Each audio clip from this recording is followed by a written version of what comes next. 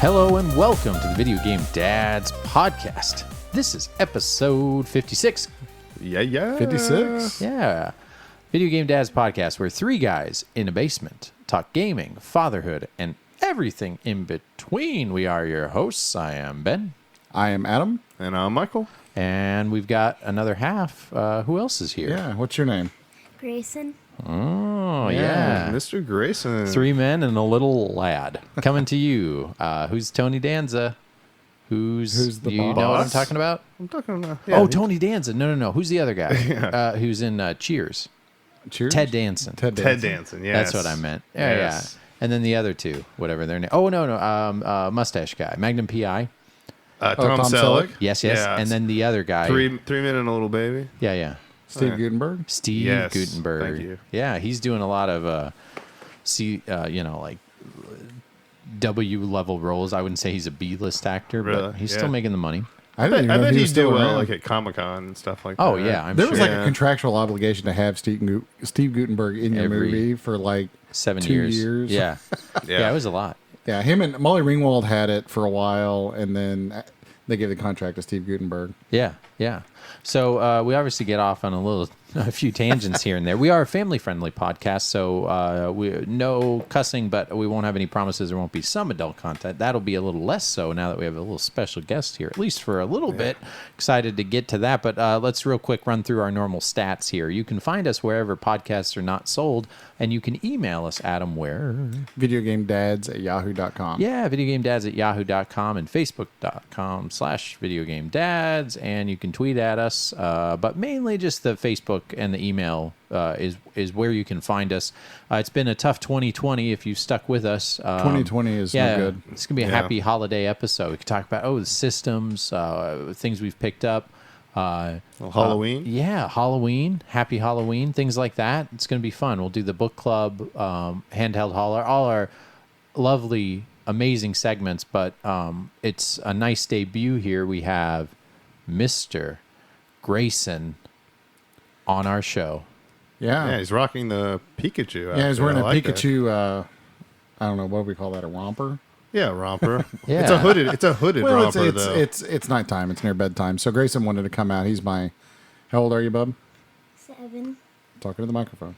Yeah, I'm also 7. Yeah, I'm Oh. 7 Very years nice. old. Yeah, Very so nice. he really wanted to be on the podcast Yeah. tonight. So I told him that we'd let him be on for just a little bit. So I just asked you 2 minutes ago, but I'll ask you again, Grayson. What is your favorite video game? Minecraft. Yeah, Minecraft. It's also my favorite video game. Yeah. Wink, wink. Wink, wink, nod, nod. Yeah. Yeah. Why is it your favorite video game? Why do you like that more than Mario? Well, like, you get to build whatever you want in creative mode. Oh. Ooh, very nice. See, I don't play a lot of Minecraft. Have you built a town for yourself? No. No. Well, what kind of things do you like to build? Well, like, I like to sometimes build, secret caves. Ooh, very nice. Very nice. And, houses that are in caves. All right. I can dig that. Yeah. And houses that are in houses. Like it's spelunking. You're Houses in houses. See, I like that idea. I don't know if anyone's And done also, that. or there's, a big drop to bedrock. And Okay. And then only creative people can go down there. Nice. Oh. Nice. And then you can, and if you double jump, then you can fly in creative mode. Very nice. Well- I like the exclusivity there. Yeah, and Yeah. Grayson, you're pointing out the things that I said are pretty great about Minecraft to your dad back early in when Minecraft came out. How it's very creative. You've said Bedrock and all this other stuff I didn't have in my what vocabulary. other games have we been playing this week together? Yeah. Mario Party. I played a little bit of Mario Party, but Very nice. what's the one with the little guys? Pikmin 3 Deluxe. Pikmin 3 Deluxe. Very we nice. we like that one, don't we? Yeah. Yep. And it's also 2-player. Uh-huh. That's a nice feature. Yeah, is that on the Switch? Yeah. Oh, do you have your own Switch, Grayson? Uh-huh. Nice. What color are your controllers? Red and blue. Nice. Good choice. Good combo. Yeah, real good combo. And you like Yoshi? Do you like the Mario? Yeah. Yeah. Which one of the Marios is your favorite Mario? Super Mario Party. Mario Party? What? How about the regular Mario games? Odyssey or Yeah, I totally like Mario Odyssey. what's your favorite part? Like when you defeat Bowser. Nice. 'Cause So that's the end of the game. Kinda. Yeah. Very nice. Yeah. It kind of then sad because then it's over. But I guess you can play it all over again. Do you ever play a game and beat it and then Well, play it actually, again? Mario Odyssey does not have an ending. Oh, okay. Okay. There's not, because like there's Mushroom Kingdom Uh-huh. Yeah. and like also the credits. Yeah. Very nice. Yeah. Yeah, so the you- credits are the best part. They make you feel Yeah. good, don't they? yeah. It is a really big game, and it is nearly impossible to play like the whole thing. Yeah, yeah, and yeah. Get everything. New, Yeah, It's New Game Plus. It's the Yeah. gift that keeps on giving. that's right. Yeah. Cool. What's the other game you really like? Mario and Rabbids? Yeah. Yeah, you like that one a lot, don't you? Yep. And Mario Kart? And I'm also in World 3. Ooh. So, Grayson, what's the game that you like to play the most with your dad? Pikmin 3 Deluxe. Oh, so the Okay. one you're playing right now. All right, cool. And then, so Pikmin, basically, you like it because, oh gosh, it takes me a second to remember what you do in that. Isn't it kind of like a little Age of Empires where you just move people around? Yeah, kind of. and- It's sort of a sim. Yeah. And like the Pikmin follow you around. Yeah, and you tell them what to do. Yep. And you can also charge. Yeah, you can make them Into charge and do walls. stuff. Do you ever think that maybe you and your little sister are my Pikmin? Yeah. Yeah. I also got Pikmin toys. Yeah, we do have Yeah. Pikmin toys. And when you went to one of the game cons, what did you dress up as? You don't remember? You probably don't remember. You Oh, were too yeah, little. yeah. I remember. Yeah, you were a yellow Pikmin, remember? Oh yeah. Yep. Yeah. Wasn't he also a Star Fox? He was Yep. Star Fox. Yeah, Yeah. he was Fox McCloud at one I time. remember that too. Hey, Grayson, what were you for Halloween? My son was Iron Man. I don't know if you saw pictures of that. I could show you that later. What were you for Halloween? Jack Skellington. Oh, very nice. Yeah. Did you have face paint? No. He had a mask. And what was your sister? What was she? Zero. Yeah, Zero. Oh, the doggy. Yeah, the little dog. Yeah, the ghost dog. Okay. Yeah, that was so cool. Yeah, my kid was a rhino. Whoa. Yeah, just a solid I rhino. like that. Yeah, yeah. like Nothing that. very too specific. He just really likes rhinos. Interesting. Cool. Yeah, That's it's like pretty his like stuffed animal choice. Most kids maybe have a teddy bear or whatever. His is rhino. He's so. going to be a niche collector because he likes trash trucks and rhinos. Yes. He's going to love the TurboGrafx 16. Yeah, I he's a think. turbo. Yeah. He's a turbo kid. He actually might love Super Mario World because that might have rhinos. Does Oh, Super- okay. Yeah. Yeah, Super Mario World does have It does. rhinos. It does Yeah. have a rhino that you can Yeah. ride and Good- buck into the wall good job, and stuff but- like that. Good Good So with true. the obscure video Or is that game Donkey knowledge. Kong? Actually, I think it's Donkey Kong. Kong. Actually, it's Donkey Kong. Isn't it Donkey Kong? That you I'm read? thinking of. It might have No, rhinos. no, in they're, it, they're, too. they're those little rhino in Mario World on SNES. There are little rhino-looking characters. That's what Okay, he's talking yeah. about. Oh, yes, Yes, yes, yes. you're They right. shoot the fire straight They're up. they're just in a couple levels. But yeah, no, I'm actually kind of proud right now. That's some good obscure video game knowledge. He's, you he's go. following after the old man. They're green, go. aren't they? They're green and they shoot fire straight up, right? They're gray, I Gray? think. But Okay. Yeah. but you're talking about Rainby the Rhino and Donkey Kong. I was thinking of Donkey Kong Yeah. initially when he said that. Yeah. Yeah. All right. Well, you're schooling us already. All right. And yeah, well, no, we're not done. I'm gonna keep asking. No, I'm just kidding. So you really wanted to be on this podcast, right, Grayson? That's what Yep. you told your dad. Cool. And maybe we can in the future have like a little segment that you come up with where you can tell us about a game that you really like to play. Does that sound like fun? If you want to. Yeah, if you want to. yeah, you have to do homework now. Yeah. The homework is playing video games. Yeah. Yeah, Do you it's think- really difficult. Do you think you can do that? Who has the coolest dad ever? Possibly true. He didn't say that very loud. Yeah, he said. Yeah, well, yeah, because he's right. He doesn't want to. He doesn't want to let up too much. What are you asking Santa for Christmas, there, Grayson? Well, I also actually I want a Hot Wheels. A Hot Wheels? Oh, Yeah, Wheels? and Hot Wheels monster trucks. Really? Okay, Oh. okay. Well, you were telling me earlier that you were going to ask for some kind of video game systems or something. Yep. Which one's that? I don't know. Okay, I so don't know. a PS5. I'm sorry, Series so, X. so which one? The Great. Xbox Series X or the PS5? Which one do you want? PS5. Good choice. All right. That's not what you said earlier, but And it's gonna Don't be written like You have to cancel that Dad on pre-order. on the present. yeah, it'll be wrapped. to Santa brought Santa. this for the kids. Yeah. Yeah. Have you been a good boy this year, Grayson? I just Yep. want to make sure. Very good. Just want to make sure so Santa can drop off his gift. Yep. Cool. Yeah. Nice. All right, Grayson, anything else you want to say? There might be some other kids listening out there. You got any other video games that you think are really fun that maybe nobody else has played? Yeah, recommendations. Is there one you want to tell people to play? Yeah. Well, I have played a whole bunch of games. I bet. Yeah, it's hard to think of all of them. Yeah. Like Arms. Arms? Yeah, Okay. that's a good game. Yeah. You like that one? Yeah. It's a good one to play with your dad. Yeah. Yeah. Okay. Good. 'Cause We like there's it. Target practicing. Okay, that's Okay. great. It's a good way to warm up and get better. Yeah. And somehow non-violent because you're just shooting your arms. So we can recommend that all you can across the also board. pick which arm you want. Ah, And you can also pick which character. nice. Yeah. Good variety. It's nice. And there's also bosses. Oh, all And the right. final boss is like really weird. Really weird. Why is Like he? in which way? Why is Yeah. he weird? Yeah. Because one character combines with this really weird thing. Like, I don't know what it's called. That is really weird. Well, don't give out too much because if Yeah. these kids Yeah. haven't played it yet. Spoiler alert. Yeah, we have these spoilers here. That's It's good. hard. This job's kind of hard because you want to tell a lot, but not too much. You got to True. leave them wanting more. So you could say, So you did a good job of Grayson says the boss is weird, and that's all we're going to tell you for now. Does that sound good, Grayson? Yeah. We'll All right. call it Grayson's Gaming Corner. How about there that? we go. There you go. All right. Does that sound like a winner, Bubba? Yep. All right. High five. All right. All right, now go to the corner. No, don't. Yeah, you need to go to bed. See you later, bud. All right. See ya. All right.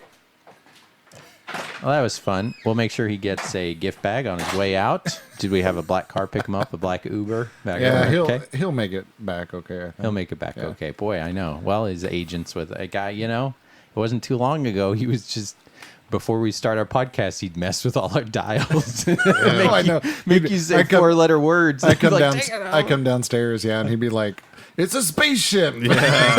Oh yeah. I could only imagine my kid. Oh, man. Like, what did you do? What did you touch? That's fun. Yeah, that'll be fun. It's funny where we thought about that, like wives and stuff. We still could do that. And now we're in the age of, Well, he's been pandemic and asking to stuff. be on for a while. So Well, I'm glad. Hopefully, it was everything he wanted it to be. Oh yeah. He could tell all his friends, and we can have him listen to it later. So, guys, yeah, Halloween. Before we get started on our video game book club, let's see. We are not that far out. We're only like 5 weeks ish, 5.5 weeks since we last recorded. Everybody okay? Everybody well? Yeah. things are fantastic. Yep. Good. Yep. Yep. So far. Yep. A lot of things outside aren't doing so great. So hopefully everybody out there is doing well. A lot of hunkering down, I'm sure, now for winter. But yeah, Halloween. Did you guys? We didn't trick or treat. Sebastian and I, we went outside, and he is 3 3/4. He's going to be 4 in February. So we went outside, dressed up, but I just kind of threw candy when he wasn't looking in the ground, and kind of made it like Easter egg hunt, and he didn't know any different because he haven't been trick or treating yet, and it Sure. worked fine. I feel for everybody else that didn't get to trick or treat. Right. What'd you guys do? We kind of did modified trick or treating, I suppose Okay. you could call it. I mean, because the hardest part of this whole COVID and let's all lock down and not do stuff, thing is that kids really don't understand it, and Yeah. there's certain parts of like everyday life that they're kind of missing out on. Oh, a bit. for sure. So I think everybody's sort of dealing with it in different ways. Like, for instance, we're homeschoolers this year. I didn't know that. So, Okay. so my kids don't even go to regular school, and part of that is there's a twofold reason for that. The first is that they kind of said, well, we're going to do school, and then we're not going to do school, and then we're going to do school, Right. but it's going to be this Right. hybrid thing. And he's 7 years old, and he's a very smart kid, but like most 7-year-old boys, the attention span is not the longest, and so expecting him to sit in front of a Zoom call for hours on end and learn anything is not really a thing. Yep. So, Yeah. and fortunately, my wife's able to stay at home, so we decided he would be better off this year. And she's actually a first grade school teacher by training. Great. Before she was a stay-at-home There you mom. go. And he's in the first grade, so Wow. we already had That works out. curriculum, and my wife's actually a state certified teacher, so why not? Yeah. Yeah. And so we kind of are doing the homeschooling things, but with kids, because a lot of kids go to daycare or they are still going to school, we've kind of been a little bit selective as far as which you have to figure out who you're going to expose yourself to, I suppose, is kind of the best version. So like we still allow him to have some contact with Shane's children. Yeah. So they see each other about every other week or so, for a few hours, and we get them together for playtime every couple hours, or for a couple hours every couple of weeks. So we did the Halloween thing with them. Yeah. Essentially kind of using that same sort of model. So that's kind of what we've been doing.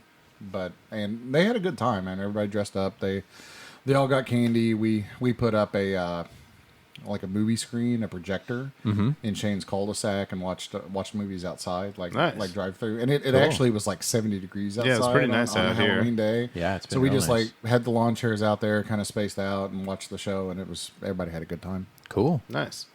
Yeah, we kind of did similar to Adam in that, like, my wife's parents kind of, and all of her brothers and kids came over, and they've kind of like been the only people they've really been hanging out with. So we kind of went over there, and then essentially we went to like 4 different houses who all just had buckets just sitting out. And then what we did, and because her parents live in a cul-de-sac, and essentially what happened is they took the candy, and then I had candy already at the house, like that, and I just took the candy that they took and ate it like 3 days later. That's right. We just essentially gave them candy essentially that I already had. They That's right. actually took the candy, but then once they like brought it inside, we took it and then just replaced it with other candy. Oh, okay. And so they kind of got the Halloween experience a little bit, but every just time kind of tricked them a little bit. Every time my kids get a hold of candy, they have to pay the dad tax. You guys, yeah. You guys do the dad tax? Oh, Yeah, because my kid, like, literally when he sees me, he's like, I'm not paying the dad tax, and I'm like, oh yes, you are. There's no way out of it. Give We me don't. that. Luckily, I don't have Sebastian doesn't know yet to be scared of that. So I will say Yeah. this is the one year I did not have any Halloween candy at all. Like at all. Oh, really? I had yeah. a ton. I didn't have that much. I probably had 2 or 3 of those little fun size. I still That's not have bad. stuff. You know, I'm bars eating or like whatever. 2 or 3 pieces a night. No, I did like consistently. yeah, Personally. Yeah, Halloween candy is wonderful. Like which? Let's talk about the deep cuts here. Besides Costume Quest, which is an amazing Halloween. Probably every Halloween I mention that game. Costume Quest and Costume Quest 2, amazing Halloween game. Right. Like what do we think are like the top 5 candies? Not most popular, but like popular to you, ones you really, really like.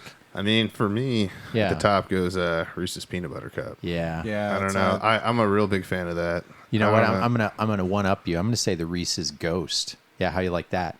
Is that okay? So for like a Halloween version, It's just It's a better It's version. a variation. Yeah. Yeah. Okay. Yeah. No, No, I I'm- approve of all the shapes. I don't really care. Even like the smaller, like Hershey Kiss size ones. Those little, you know what I'm talking about? Oh yeah, the small ones. The really those small get you in ones. trouble. Tho- You have those are good. peanut butter cup. I looked it up because I almost had one. 85 calories.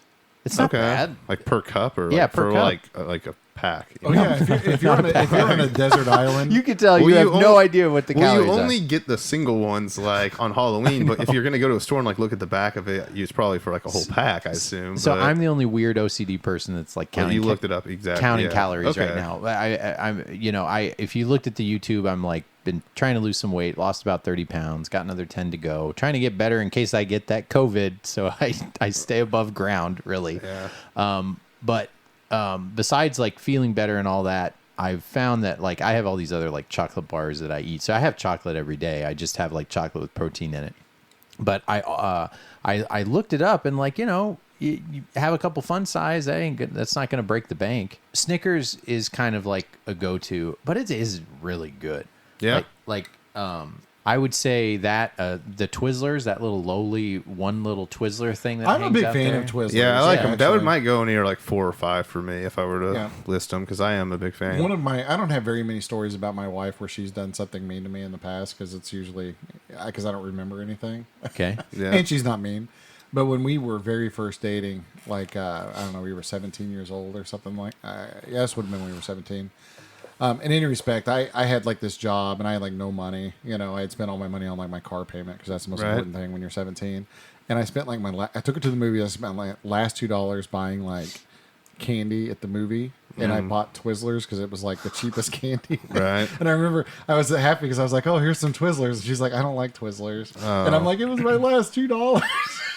You know, so I always remind her of that. But I love Twizzlers. Yeah, Yeah. Twizzlers is good. You Yeah, guys, they're old timey, but they're good. yeah, the nibs and then the chocolate kind that's kind of hard to find, kind of tastes a little funny. Yeah.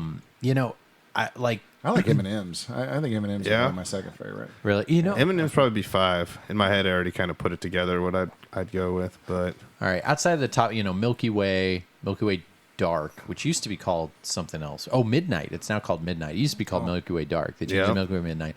I was weird. I like the cookies and cream Hershey's.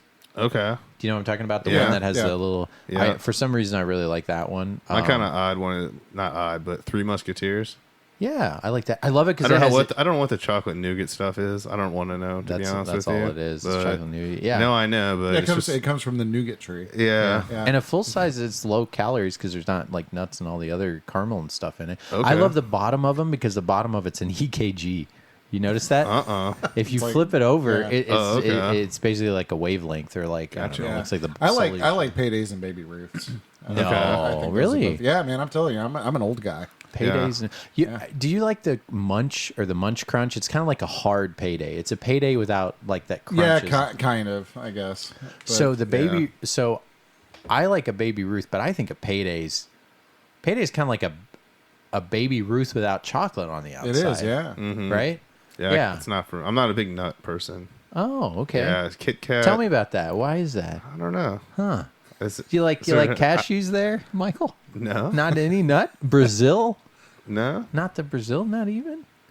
Peanut butter turned into peanut butter. Yeah, though. what did the no. nuts? I said I do like peanut. Michael, butter. what did the Alright. nuts ever do to you? I don't know. Yeah. Like just like the solid nuts. I like them, like grinded up and stuff. So but, you go to like a baseball. Reese's. You're a sports fan. Yeah, I do like peanuts in the show. Yeah. Yeah. I know. I'm a hypocrite. Oh, okay. But for some reason, I just don't like them on my candy bars. I don't know Yeah, what it is. no, no. I do like those same peanuts. You yeah, nut I got it. hypocrite. Yeah, exactly. No. So you're a mound guy, But- not an almond joy. Well, no, I see. I wouldn't even get like Crackle or Nestle Crunch. One of Or those. two. 1,000 grand, yeah. Any Yeah, of those are all the Yeah. same essential. You don't like that, but those are just rice. No, I like those. Oh, you those, like that's those. like my top. Like, yeah, So Kit you- Kat, like that. Like those are my go-tos. So Mr. Goodbar, you wouldn't like that. I No, love that. no, little I'm just yellow- for some Mr. reason Goodbar's good. about like if I get a sundae, I don't like. I would tell them no nuts on it. I don't like. I like nuts plain, like at a ball game or whatever. Even out of the jar, like I'll eat them out of the You jar. don't like or your whatever. you don't like your nuts commingling. is Yeah, what you're saying. exactly. Oh, so I'm like like it- a 5-year-old when it comes to those. Yeah. So Yeah. getting you something like from Trader Joe's, like a chocolate covered nut, you'd just be like, "Why did you get that?" Well, I would think it's a nice gift to see if you can give me something. But You don't have to be like, decent. You're not But running in the for back, pre- but but in the you would- back but you of my would- head, am I thinking? But you would throw it away Yeah. discreetly. Yeah. Yeah, Michael, you but- were, like a- Michael, you that know. answer was like you're running for office. Well, I'd accept the gift. Like, I no, mean, that's what would be running through my head. I told you in the front I'm half just would trying be to figure- like, oh man, that's like a really nice gift. But in the back, I'd be like, that maybe he doesn't know me that well. That I'm just trying to figure it out. Yeah. No, I am just trying to figure that out. That's why I wanted to see like where does it begin and end? Because you said you like peanut butter, so I do. I'm just I really learning. like. But see, here's the thing. I only like creamy peanut butter. Oh, you don't like crunchy? That makes sense. No. That- See, if I'm like yeah. on bread, nah. really Yeah. crunchy. Yeah. Michael, I admire your consistency. Yeah. Yeah. Yeah. It is. He It's has very- rules. Yeah. Creamy. Life needs order. Yeah. Yeah. So no cashew butter for you.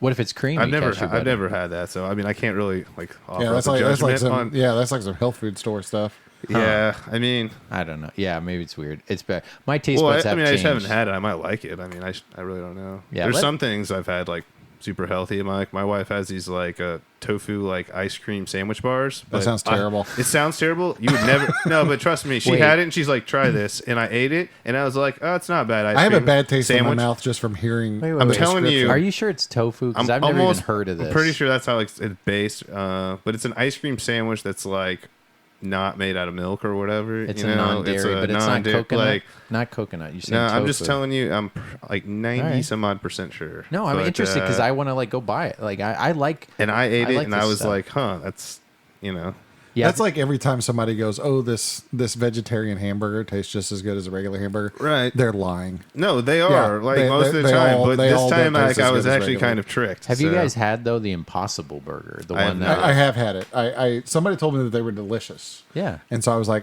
because there's no Burger Kings around here really. So I can't even remember where I was, but I was somewhere else and I saw a Burger King and I was hungry. I'm like, I'm going to eat that darn vegetarian hamburger because everybody says it's really good. Yeah. And I will say it's not terrible. Okay. but it still doesn't hold a candle to a real one. You know what I think is I found out because I had 2 of them. I had one at a Burger King and another one also at a Burger King. Burger King, of course, you were asking for.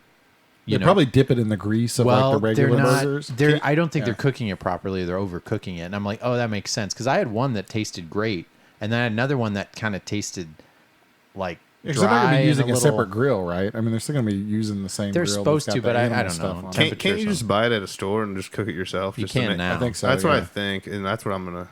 Yeah. If I'm going to do it, I'm probably going to do it like that, just to give it an honest... The funny thing is, like, people are like, you know how the calories are the same. It's literally just for the meat factor. Like, it's not like they're low calorie and stuff like that. It's just... I don't know. I'm waiting for the like genetically modified plants where you can go out and pick a prime rib like off a yeah, it's gonna happen off the tree in the front yard like a pear. Have you seen those candy cotton candy grapes? That's amazing. I have not seen this. No, they literally they sell them. modified, They sell them like twice a year, and a guy who's like a scientist somehow isolated and made the sugar. And they taste like cotton candy, and it is no joke. That's Please let our listeners. We have enough in my female head, listeners. I think of Cloudy and a Chance of Meat. Yeah, No, it's but what's funny is that cotton. the guy is actually getting close to making like strawberry flavored grapes and all this other, like he's making other things. But it's legit. Like you eat it and you're like, what? Sounds to me like he's just playing God. I wonder if he's He going is. to like transfer that to wine. Then Oh, I don't know. going with the grapes, and then they'll make like cotton candy wine and stuff like that. Yeah, sell it maybe. at all the colleges. Well, your brain just went right there, didn't it, Yeah, Michael? yep. Just trying to help the guy How can we out. turn this thing into? Yeah. No, All right. Speaking of Sorry. tangents, Yeah. No. We haven't even gotten started. I on know it. we will talk about games at some point. Yeah. But anyway, okay. So we got through Halloween. Next is Thanksgiving. Oh, Black Friday's coming up. We could talk a little bit about that. Yeah, we could talk about that a But little. we should probably move on to our handheld holo. We had 2 games this time. Book club, you mean? Yes. Yeah. Yeah. I didn't know if we were just skipping around. No, it's fine. 2020, it's a guys. 2020 brain fart. That's all. Yep. 2020. So yes, our video game book club. Are we ready for it, guys? I think so. All right. Yeah. We'll be back right after this. When we first met years ago, it was an evening much like this. Magic in the air. A boy. A girl. An open grave. You were so beautiful, pale and mysterious. No one even looked at the corpse.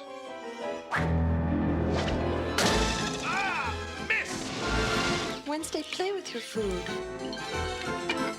Is this made from real lemons? Yes. I'll buy a cup if you buy a box of my delicious Girl Scout cookies. Are they made from real Girl Scouts? Thing, you're a handful. You've done this before. This holiday season, they'll make you feel right at home. Last night, you were like some desperate howling demon.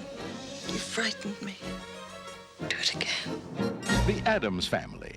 Sorry, but you'll have to wait until November 22nd. Hey, the video game book club brought to you by that movie. Hey, it's coming out November 22nd. November They're 22nd. going to open all the theaters. I'm pre-ordering my ticket right now. Yeah. It seems entertaining. Such a great movie. Right? It is. It is one Yeah, movie that my I wife watched and I it with the kids this year. Yeah. Just everybody. The Wednesday, what's her name there? Christina Ricci. Yeah. Yes, Christina Yeah, Ricci. exactly. Yep. And then she went on to do Casper and Black Snake Moan. Oh yeah. Yep. Classic. Both great family movies. I Do you actually like movies about a girl chained to a stake? Do you know? Did I tell that already? That I saw that on a date. Oh, really? That's probably one of the worst. Yeah, it wasn't so great. But actually, I mean, as a movie, I think it wasn't bad because Samuel Jackson does his thing and whatever. I think But you would've Not much of a date movie though. no, not much of one. Casper's better. I have to say, I think you would have been better off with the snakes on the plane one. Yeah. Yeah. I don't even know what any of these. I haven't seen movies in like forever. But Addams Family seems like a good one, wouldn't you say? Oh, classic. Yeah, for sure. Yeah, Christopher Lloyd, man. It's like when he was in his prime, right after all the Back to the Future stuff. Yeah. And You know, I did not know for probably like the entirety that was like not till I was an adult I didn't know that was Christopher Lloyd. Oh, really? Yeah, because he never takes off that makeup. Yeah. And like bald, when you go bald, you're sometimes unrecognizable. Have you ever seen a bald person that you've known bald forever, and somehow you see an old picture when they have hair, and you're like, who's that person? Right. It doesn't even look like him. Yeah, I more have the reverse where like I saw him in high school and then I see him now and I'm like, oh, okay. Yeah, it's funny you. because it is kind of that way with baldness, but comics would have you believe it's all just glasses, like you put on glasses and you can't recognize. Yeah, a different shirt, you know. Yeah. Although, Michael, you noticed I had different frames on, so that's I nice. did. That's I like, did notice that. Yeah, that's like when ladies tell each other they notice their hair and us guys don't, or whatever. See, we know what we're doing. We can tell those differences like that. Glasses. It's so funny, like the things that change now. Like Zenny is like you can buy glasses were always like a $250 expense, and now it's like you can buy them on the internet. You don't even need a prescription. This is not a paid promotion. And they're though, like by the $20. way. No, it's not. But I mean, it feels like it because I got 5 pair of glasses for $120. There you go. And you could take a picture of your face, and then put it on there and pick the frames. I don't know. It's kind of interesting. Yeah, it sounded cool. Yeah, well, I was telling you earlier. I got the Oculus Quest 2. Yeah. And I sold my Rift S and got the Quest 2, which I think was a good decision. But in any respect, that I actually bought prescription lenses that fit on the Oculus lenses. That's cool. So that I don't have to wear my glasses inside the headset. So if I want to do that, can I ask you how much that is? Well, I ordered from I can't remember the name of the company. I can show you later. Yeah. But the lenses range anywhere from about $50 up to about $100. Dude, that's not bad not at bad. all. I was like, I mean, I'm talking per eye. I think Yeah. both eyes for me were like $120. Or still, like that. that's like my brain was thinking 200-300. So that's a good Yeah. price. Yeah, and it varies because they have different levels of like blue Sure. filtering If you have and astigmatism thickness and all that kind of stuff. So I have astigmatism, so mine were a little bit more expensive than the baseline ones. I'm starting to have But- one now. You might you guys ever? It's funny. We're all wearing glasses. Yeah, Oh, yeah. nerds. No one can punch us in the face. Yeah. Not the face. Yeah.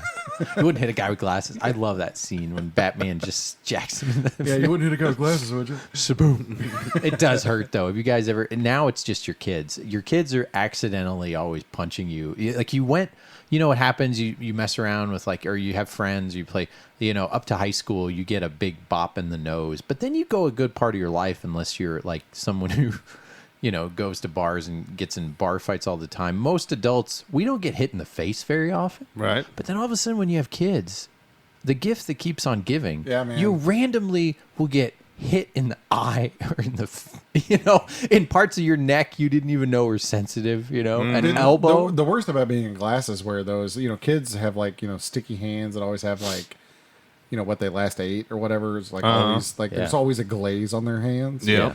And every time, especially my 2-year-old right now, if I hold her, if I'm not watching her, she'll just for no reason rub her hand across my lens. Okay. And it's the worst when you're out in public someplace or whatever and you can't clean your glasses and you're like, oh great, now I get to look at your freaking finger smudge for the next 2 hours. Yeah. Right in front Only my one of eye. my kids like to grab my glasses, and the youngest, Noah, just always grabs my glasses whenever he sees me. Yeah. So Yeah, I had to wean him off it. It's like it's a fixated thing. I think that's just a normal kid thing for Oh, sure. yeah. Yeah, Daphne does that too. Especially when you don't wear them all the time, then all of a sudden you put them on, they're just like beeline. Like, let me take those off, and then feel like I'm ripping off your ears doing Right. it too. But anyway, our video game book club is a segment where we pick a game that is often overlooked, maybe misunderstood, not in the top 15%, roughly, subjectively, objectively, whatever you want to call it, in the library of the system, like the Zeldas and the Marios and the Mass Effect and the Uncharted and the Bonk's Adventure. I don't know. Halo. Yeah. It just might get overlooked, misunderstood, and we play that game in between episodes, and then we talk about it on the next episode, much like a book club. Kind of review it, kind of don't. Just give our takes on it. Maybe we'll find something you like. I can tell you, spoiler alert, I liked one of these games. The other one I didn't. Okay. But the one that I don't know, both of them I hadn't played before. Have you played either of these games? I had played Spy Hunter before, yes. Super Spy Hunter. Okay. I had not played either. Okay. Yep. All right. So I guess we already let that out. So our two games were Super Spy Hunter for the NES and Adam's pick, the dad pick. 99 Nights. 99 Nights. Yeah, 99 Nights N3 for the Xbox 360. 350, I was going to say. There's an innuendo there, too. So which one should we do first? We can do Super Spy Hunter, I suppose. Okay. Perfect. All right. This was a late NES release, right, Adam? Yeah. It was 1991, I believe. Mm-hmm. An interesting fact, I don't have anything in front of me, but it isn't technically a Spy Hunter game. They did make Spy Hunter in the arcades, and the original Spy Hunter for NES, most people knew about that one. They also had an arcade Spy Hunter 2, and then they had another game, and it was called something else. It was called like Battle Car Race or something in Japan.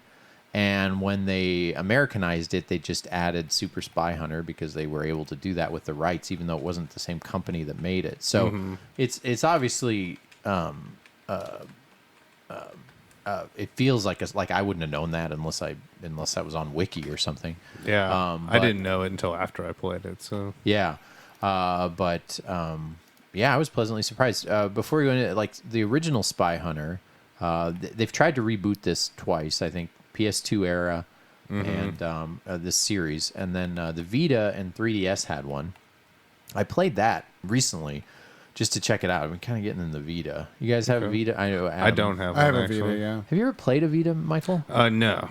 So- I have PSP, but no Vita. Yeah, me too. So I always did that, and I just got a Vita recently. But like, it's so funny. I don't hardly pick up the Vita, but when I do, and especially like, I think you'd have the same thing if you played one. Maybe it's because it's white or something. But like, gosh, that system, I could see why it's like the Dreamcast of handhelds. Right. It is a cool, hardy, expensive feeling system with the OLED. It just feels like the the Lexus upgrade of the PSP. The Vita's so cool, good. but it feels like it's well made. Like it feels expensive. Like when you get a Vita, especially when it's brand new released.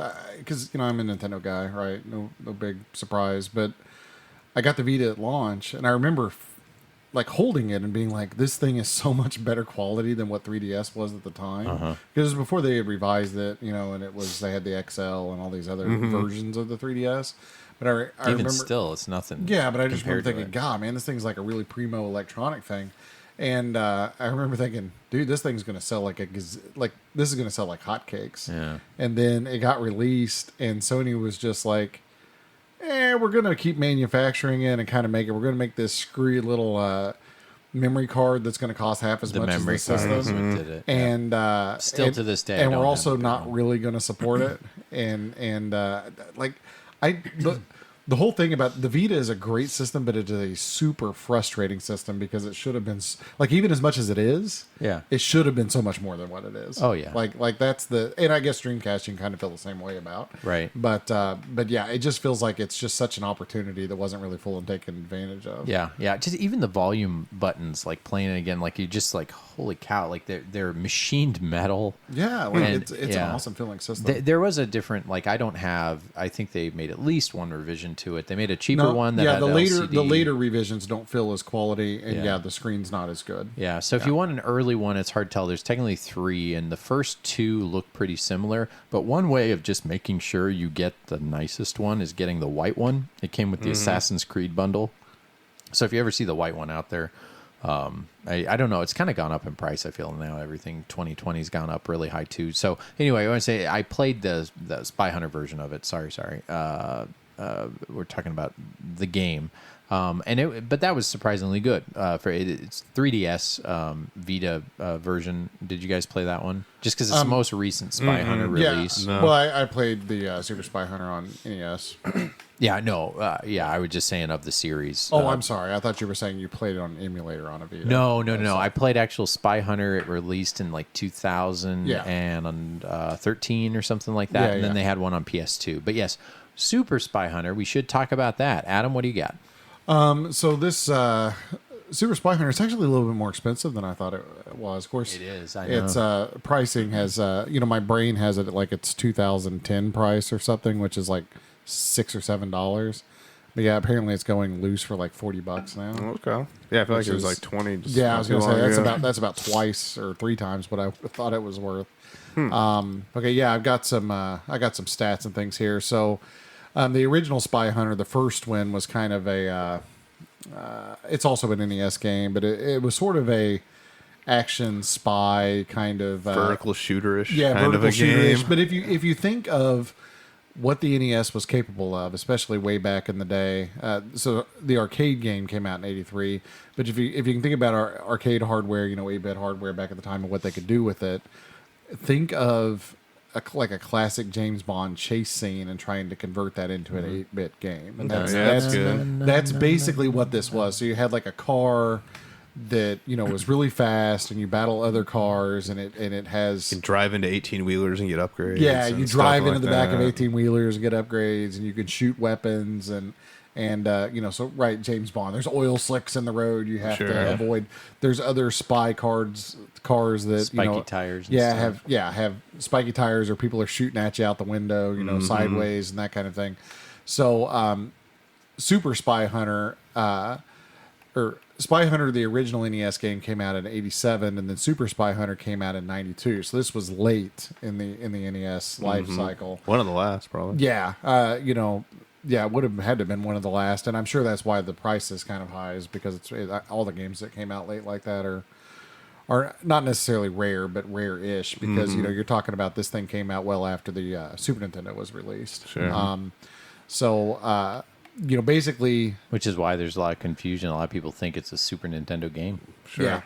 Well, and you would think it is With the based on Super, the name, right? yeah. But yeah. But the original Spy Hunter is sort of this very basic, bare bones. Drive forward really fast, try to avoid things, shoot stuff, and then the Super Spy Hunter kind of took that formula and then also combined it with everything that everyone had done on the NES up to that point and made a much more fleshed out, full form sort of game. Yeah.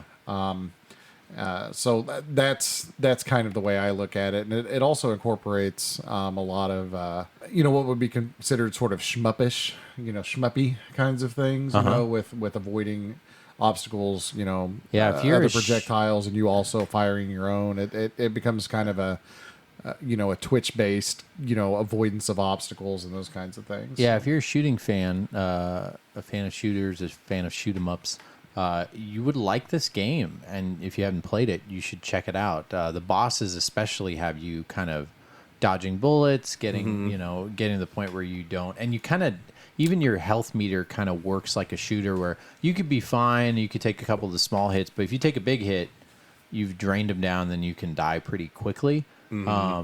I just thought the colors, the graphics, how you can do jumps, it really does feel like such an upgrade over the original, even though what I said at the start of this is, even though it doesn't have much to do with the original, it was a completely different game. They just slapped Spy Hunter on it.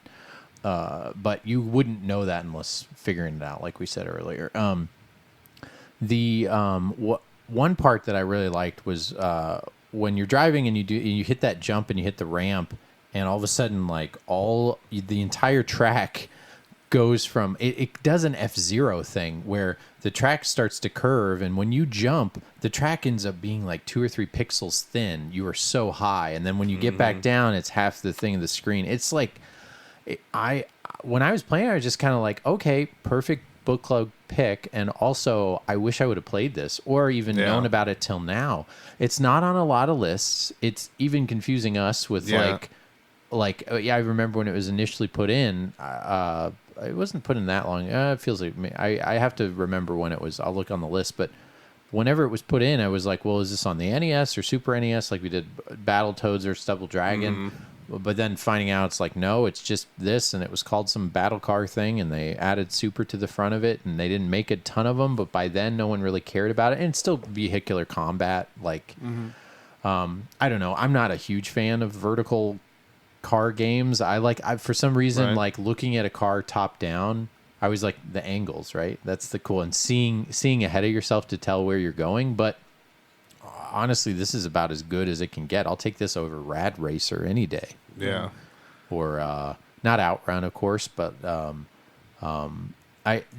level variety, it is hard as nails though. I end up having to use a Game Genie code just to kind of skip ahead, but the music was really good too. I mean, NES is NES chiptune stuff, but the music was really good. And it's a Sunsoft game, which is code speak for Konami. Yeah, and that's why it's pricey. And it does. I mean, a lot of these Sunsoft / Konami games are NES hard. Your fingers closed. Yeah. The original Spy Hunter, which I played too, is just. I mean, it's tough as nails. But it's like arcade cheap. It is, yeah. Cheap. But I mean, your average game on that, you're going to last like a minute or two tops. I mean, the game rounds are so short. Like I even looked up the long play for the original Spy Hunter on YouTube. Like the whole game's like 6 minutes long, 5.5 minutes long. Mm-hmm. And honestly, it's so Twitch based, and your reflexes have to be so good playing it. Like I can't make it more than about halfway through the game. Do like max speed and stuff like that. Yeah, it's a very difficult game. So this one is much more playable. But a lot of those Sunsoft games like Fester's Quest or the original Spy Hunter or what am I thinking of? The first Ninja Turtles game. Mm-hmm. Yeah. There's just like some point in the game where it's just like so frustratingly difficult that you just never make it past. Or even if 95% of people just give up. Even if you do ever make it past, like after you die, you're just like, okay, I have done what I can do. Yeah. With this game, and then you may not ever go back to it. Yeah. But by the time this came out, they had kind of figured out the formula, I think, and weren't really making games quite so that way anymore. Yeah. I played the... Oh, sorry. Oh, no. Go ahead. I was just going to say, I played the original, and I had no idea this even came out in the early 90s. But this would have been like a huge upgrade, I think, just for me personally when I was younger, just with the bosses and the level of accomplishment. Because I had the first one, and I just remember playing like 10 minutes at a time, dying, and then just moving along to some other game like Zelda or something else. Yeah, the first one reminds me of Road Blasters. You ever play Road Blasters? Mm-hmm. I mean, that's kind of similar, sort of in the same vein of this. Yeah. I know you have to walk before you can run, and you have to have like a simple game before you get the innovation. But if there was some alternate universe and the original game didn't come out, even though this one was influenced heavily on it, you can tell. Like if this game would have came out in the place of the original Spy Hunter, I think we'd still have the series going strong. I think this would be on so many people's like top 10, top 20 lists. And it just doesn't get much mention because of all those. It's late. It's technically a sequel. The naming isn't unique. If it honestly would have been called the original name translated, it probably would have done better because it kind of just, Spy Hunter, I played that before, so it's slightly improved. I'm like, no, this is like way better. The boss play almost kind of feels like a Contra game, kind of going against a boss in a little bit. So. Totally does. It feels like you're not even moving on a plane anymore because you're going forward and you have to like... The variety of weapons and stuff, you can kind of choose from which ones you want to pick up and stuff. Yeah. And even in the Vita one, there's 4 different weapons you can kind of do. And it's, of course, like typical, like, perspective of the newer games. Top-down... Not a fan. I'll take it over isometric, like Rock and Roll Racing. No, thank you. RC Pro-Am? RC. I mean, although give me a, what's the one that's always so popular? Has 3 steering wheels. Off-road? Super Off-Road. Oh, I do. That's one of my favorites. I love that. Yeah. I love that. Yeah, Super Off-Road is amazing. I had that for the Game Boy. Yeah. The amount of hours and time I played that on the original Game Boy. Oh, I'm just thinking about it now, that little green screen. I loved it. Yeah, you can play it on the NES. I've done it with buddies on the multi-tap. Oh, okay, yeah. Mm-hmm. I bet. Yeah, solid. They came out for Super Nintendo too, didn't it? Yes. Was there Super Off-Road for Super? Haha. But that super, like super arcade, Off-Road? I'm not sure if the Super Nintendo is like the same as that arcade version. Spinning those I wheels. think it's pretty close if I recall. Is it? Okay. Yeah, I think it might it's be. Like I haven't played it. But it's fairly cheap, I think, the Super Nintendo version. It's been a long time since I played it. But I just love how you throw... Everybody knew how to play that game. It wasn't just quarter turn. You throw that wheel. Yeah, you gotta hit those nitros at the right time. Oh, so good. Or it can really screw you. Yeah, you like fling the wheel and it's like spins around, then you catch it right at the same time, and then like nitros past something. But then you like go and then you accidentally go the wrong way and you start like, that's what I would always backtrack. do. When I was a kid, I would always end up going the wrong direction. And then you just try to destroy and ruin one guy's game. Yeah, exactly. And that's then you just Yeah, you just try to take out your buddy at that point. Yeah. Wow, you guys are more. Their strategy, we're real mean too. Yeah, Oh no, man! It's even like Mario Kart 64. Like once you figure out you can drive as the bomb, in battle. Oh yeah. Oh yeah, you just try to gun for the guy that was winning. You can do what now? No, in Mario Kart 64, like when you're playing multiplayer battle, Yeah. like if there's more than 2 players, like 3 or 4 players, when you die, rather than you just being out, you turn into the bomb, and you can drive around as a bomb and try to explode the other people. Take out a balloon. For the balloon part. I'm pretty sure it's the battle balloon part. mode. Yeah. Oh, battle mode. Yes, We have yes, like yes. the 3 balloons or whatever. Oh yeah, I didn't know. Oh yeah, that. man! Even if you lost out early, you were like, "Oh, the bomb's coming for you." Yeah. I didn't know that. You got to play with like 3 or 4 people. Yeah. I was gonna say because I thought I played and I never remembered that, and I did play that. Not as much as we played more of the Grand Prix or whatever. Oh yeah, the only thing better than hitting somebody with the bomb in Mario Kart 64 is lightning bolting someone on the big jump in Wario Stadium. Yes. Oh, yeah. Okay, That is I'm good. with you there. I'm with that's you a there. good feeling. Yeah, no, that's like that is the best feeling in video game history is the well-timed lightning bolt on Wario Stadium. Well, yeah, I had a roommate. Really, in college anytime, who- like when they're on a turn and there's no wall and you lightning bolt them, and they spin into the Oh, lava. All those kinds of things I fantastic, like. yeah. Yeah, very satisfying. And when the other person sees it coming, and you kind of pretend. I got to the point where I would pretend I was distracted. Exactly, you're like trying to distract someone so that they don't lightning bolt you while you're going over the jump. You're like, what's that over there?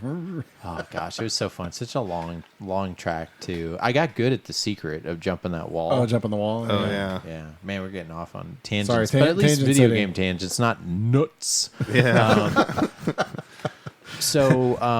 Yeah, Super Spy Hunter. So it's funny that you can probably dive deep into what makes this game good, but I love how it's just it checks the boxes of a really great video game book club pick. When initially I'm just like, it's a little racing car game. I'm like, no, this was a wonderful game that to this day, if you know the system, you know the game, you maybe played it before. Obviously, the person that submitted for the book club pick. This is exactly what we have it for. This is a great game, very entertaining. If you found this cart, or you don't have, if you're looking for kind of what the NES could do late in its cycle, this is the game to play. Really entertaining, tough. Like I said, if you're a shooter fan, play Super Spy Hunter for the NES. I'm gonna give it. Just because it was really hard and I wasn't good at it, that's not a good reason. I mean, for what it does well. I'm leaning between 4 and 4.5. I'm probably I've been aiming everything high. I'm just gonna do 4 baby balls out of 5.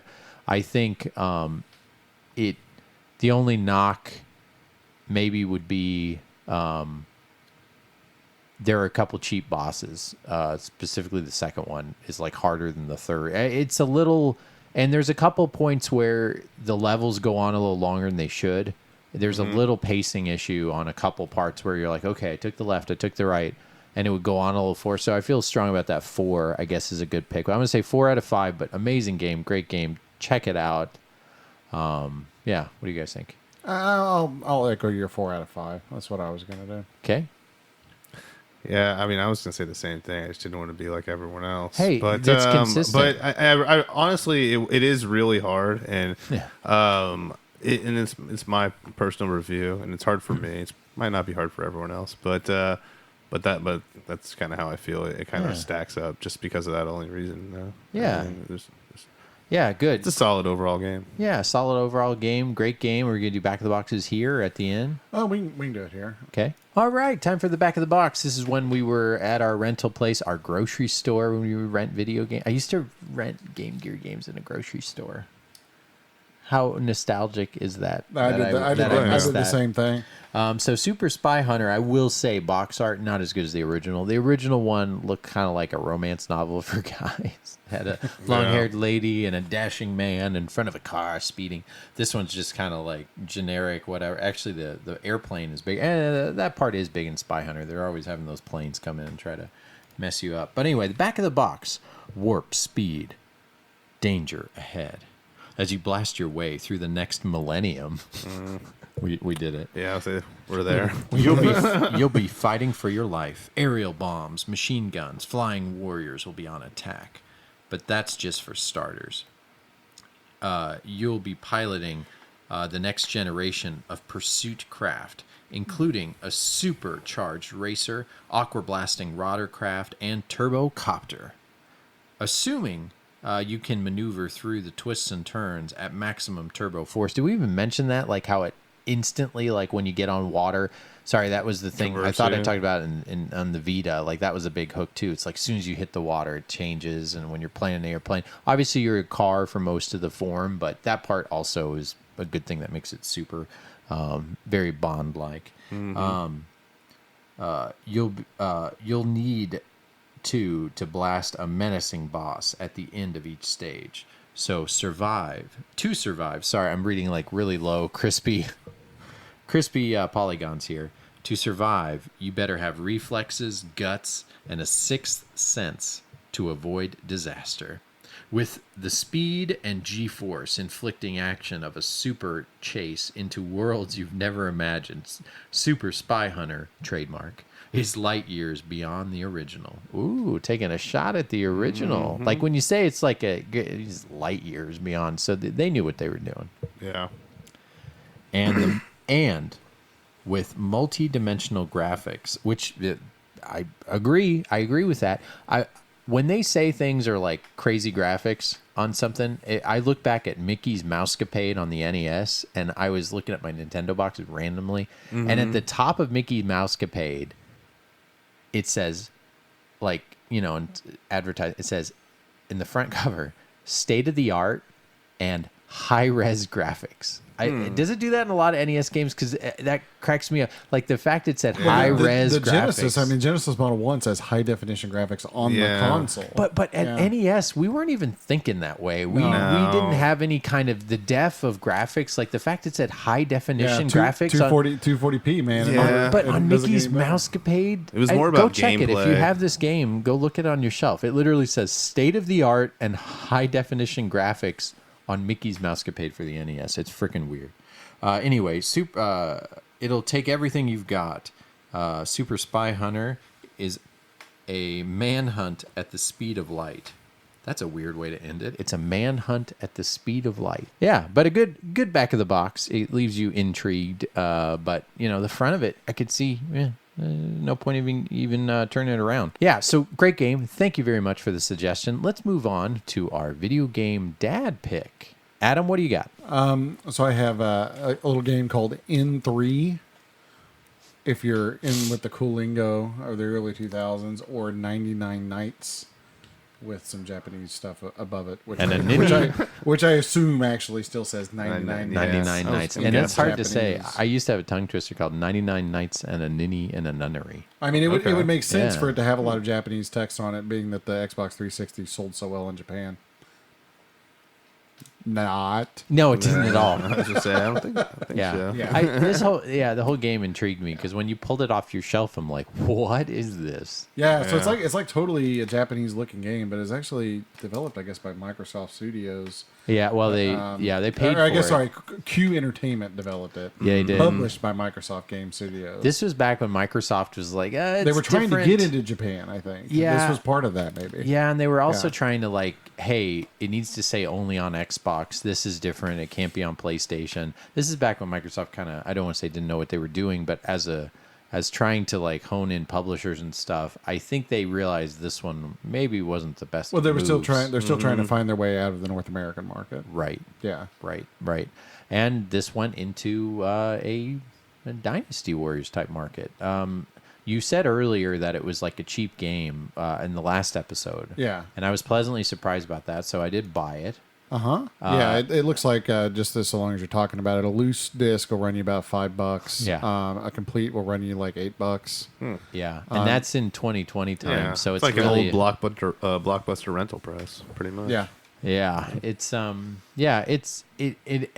funny because when I kind of got my idea of what I thought about it, I sometimes will look, what did other people think of this? And I was telling Adam earlier, this was a time in YouTube where you can't really see any recent reviews of this. There's no one's nostalgic for it, and it's kind of for a reason. I guess it was kind of in the bargain bins, early 360 title. And yeah, it wasn't super memorable back then. That's kind of what I took from it. But we should dive into what this game actually is. Sure. Adam? So I've got a few little tidbits about it. So it was released in Japan in April of 2006, and actually released in Japan before here.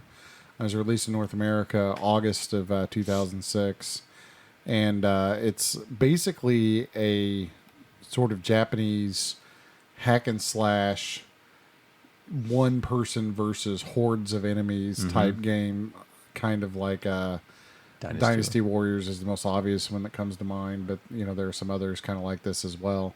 Yeah.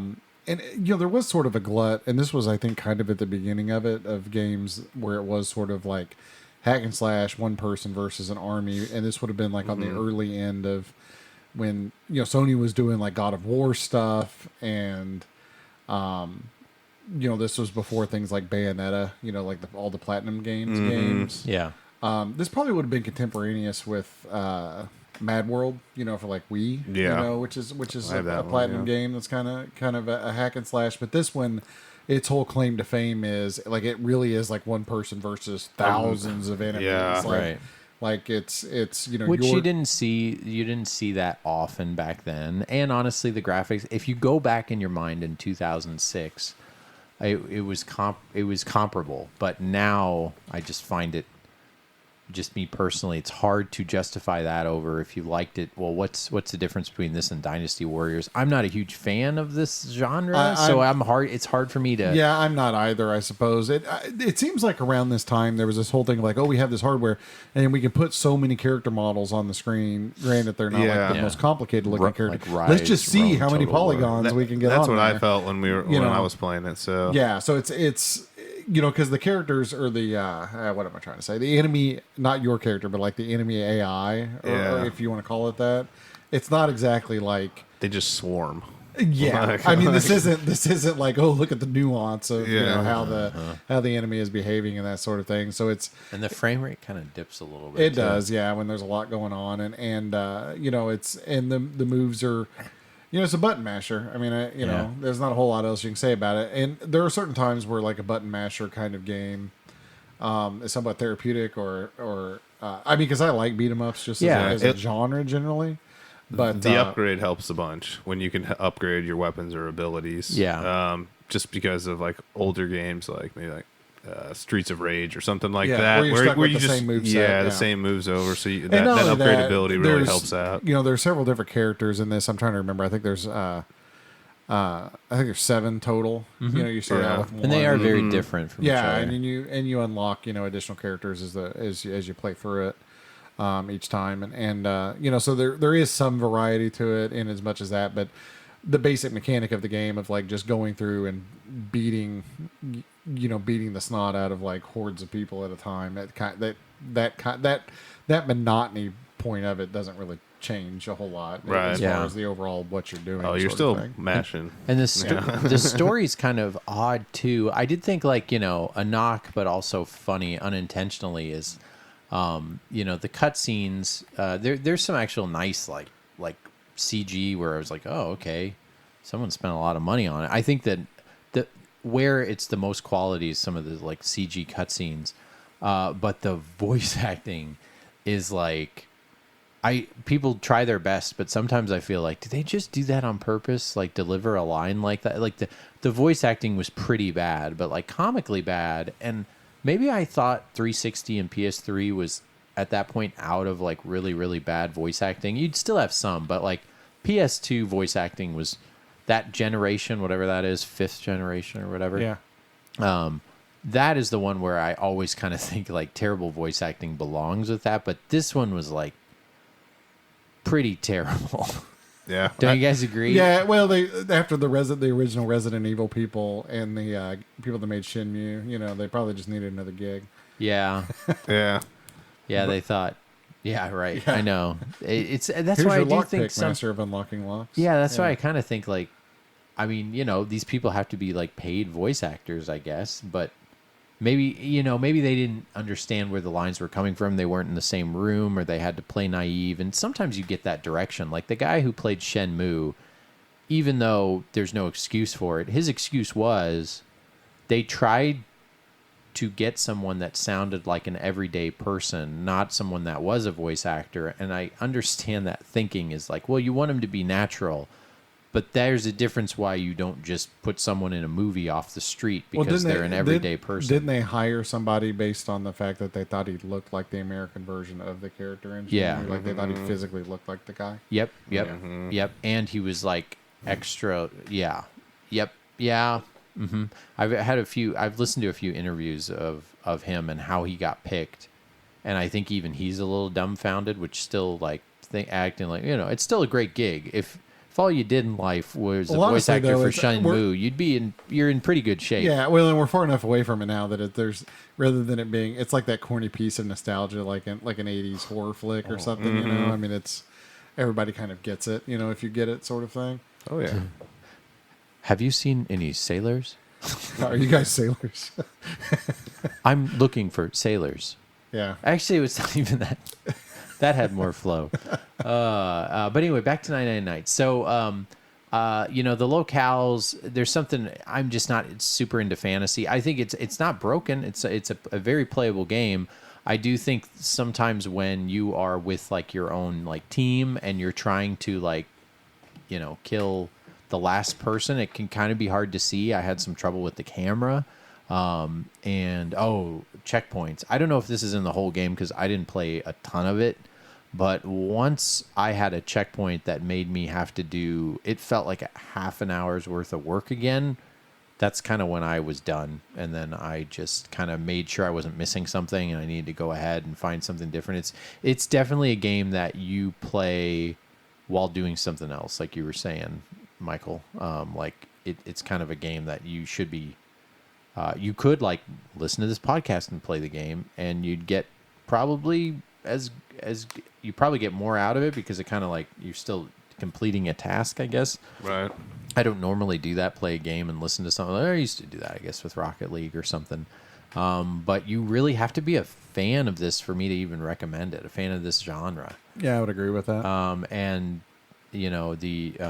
those not Dragon Quest, what am I thinking? Dynasty the Dynasty Warriors games, some are better than others and you kind of need to look up which one's the best. Yeah, and even different ones on different systems are better than others. Yeah. And the problem is there's actually a lot of them. And this is the first person shooter version of how popular it is in Japan. These are hugely popular in Japan. So I wonder how popular it was. It made a sequel. I heard the sequel is a lot better. Okay. But that's all I know about that. That and it's rarer and more expensive. This one was kind of a bargain bin from the start, and I think it's just Americans aren't really for these games unless even me. I'll play them if they're like in Roman times or they're like some sort of But when it's just random world and random place with the names of whatever, and all their names were really crazy. It's like I can't even tell you what the protagonist's name was or. I think the dialogue for me was the best part because some of it was so stupid and canned. Like one part, the heroine's like, "How can you do that to me, good sir?" Like she'll randomly like throw in an old American term like that, or well, you have stricken me with this that I will go and forseek the day that like it just felt like really bad, almost like 1990s, like early 90s translation. Yeah, it's just weird, like community theater. It felt like you're just like, hey, here's a play, and it felt like improv class. Like here's a play. You are a damsel in distress. You have to go over and find this mountaintop. Find blah blah blah, and go. It's like the I don't even know what to call it, but it's like the over the top manufactured drama that. Honestly, I kind of like it in some ways. Like I always think of like Soul Calibur, Soul Blade, Soul Calibur, oh yeah, Soul Calibur 2, like when or any of those over like, the top, for any sure. of those 3D, like Namco fighting games where they kind of do their little talk before the and then they have like the overbearing announcer guy. Yeah.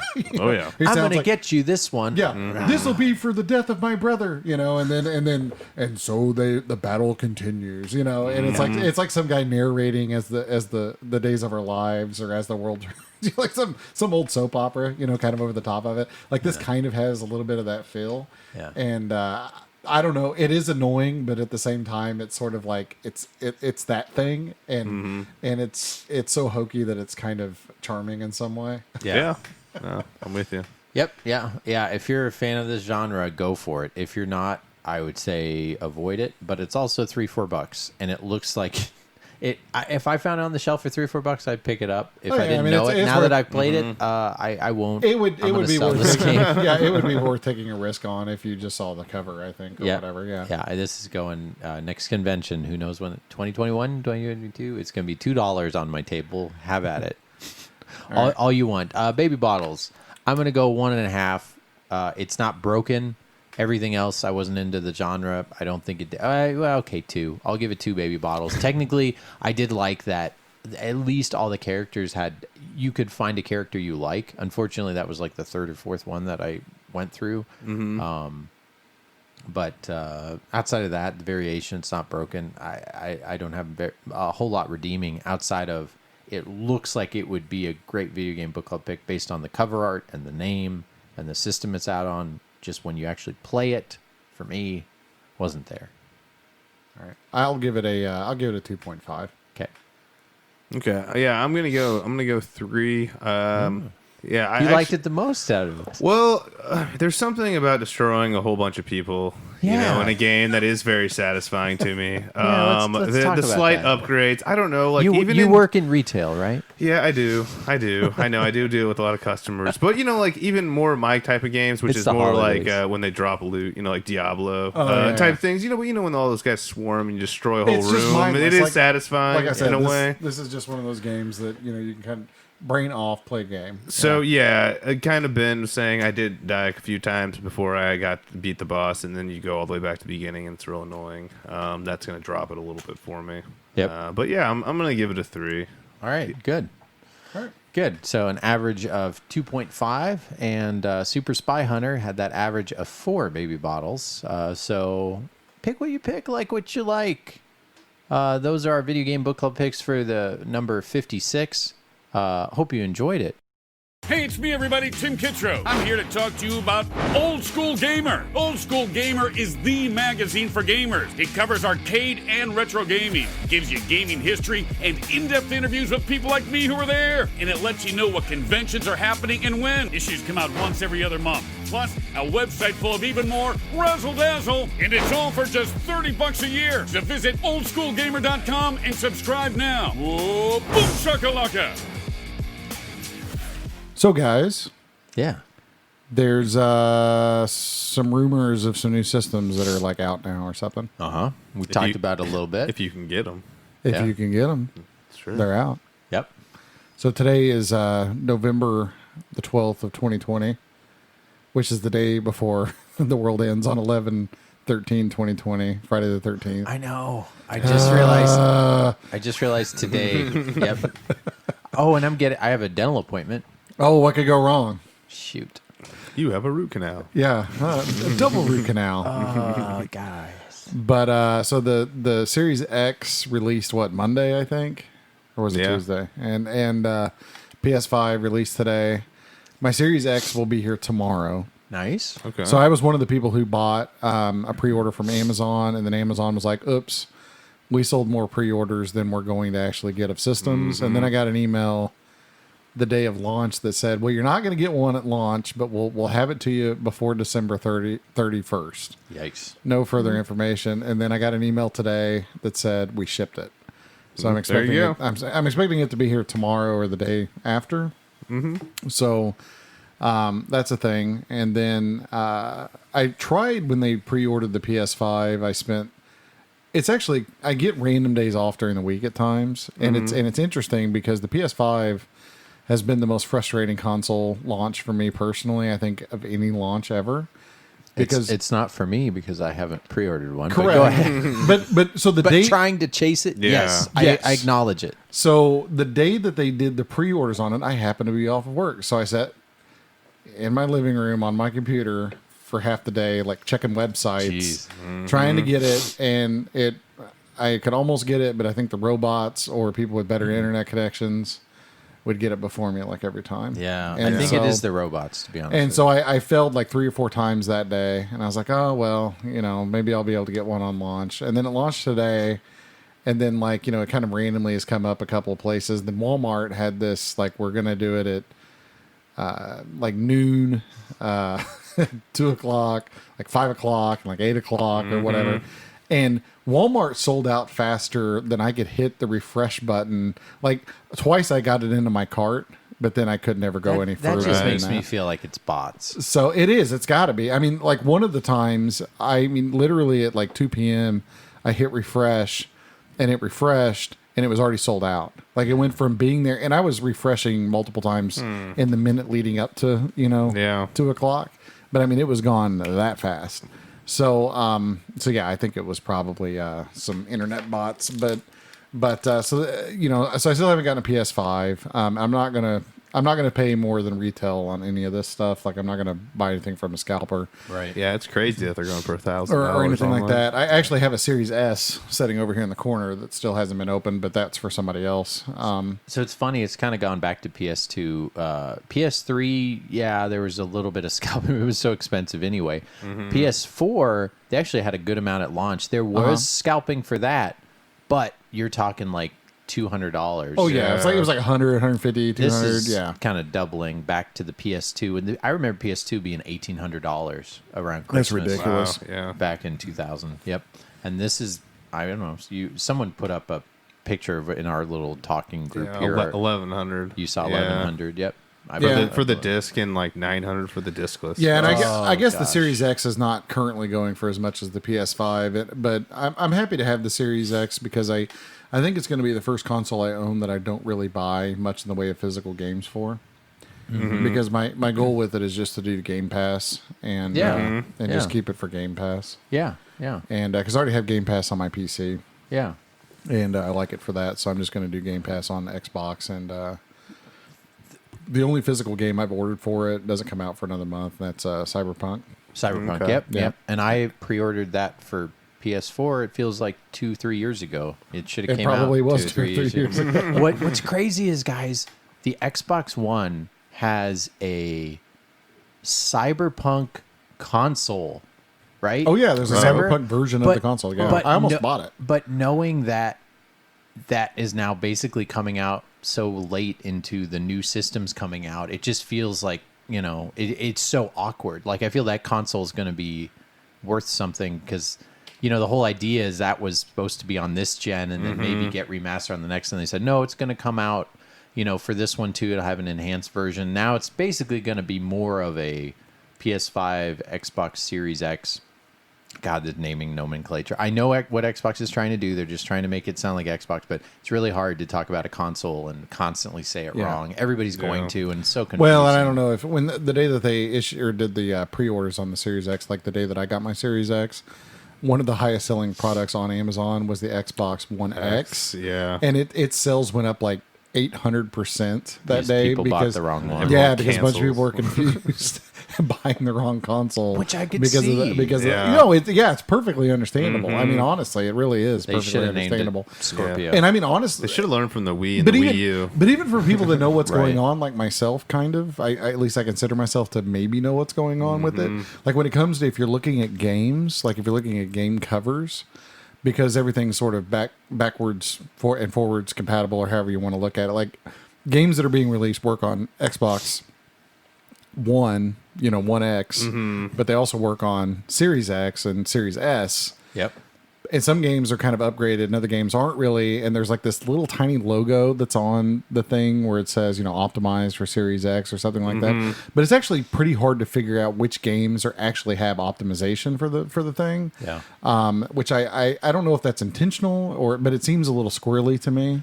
That it's hard that it's somewhat, at least from a consumer perspective, unless you go on and actually do a little bit of research and figure out which games are going to be optimized. And I mean, technically all the games are going to be optimized somewhat, but the ones that have like additional texture packages and everything else, the whole Xbox thing is kind of just, and I don't really hear people talking about it, but the whole thing seems very bizarre to me.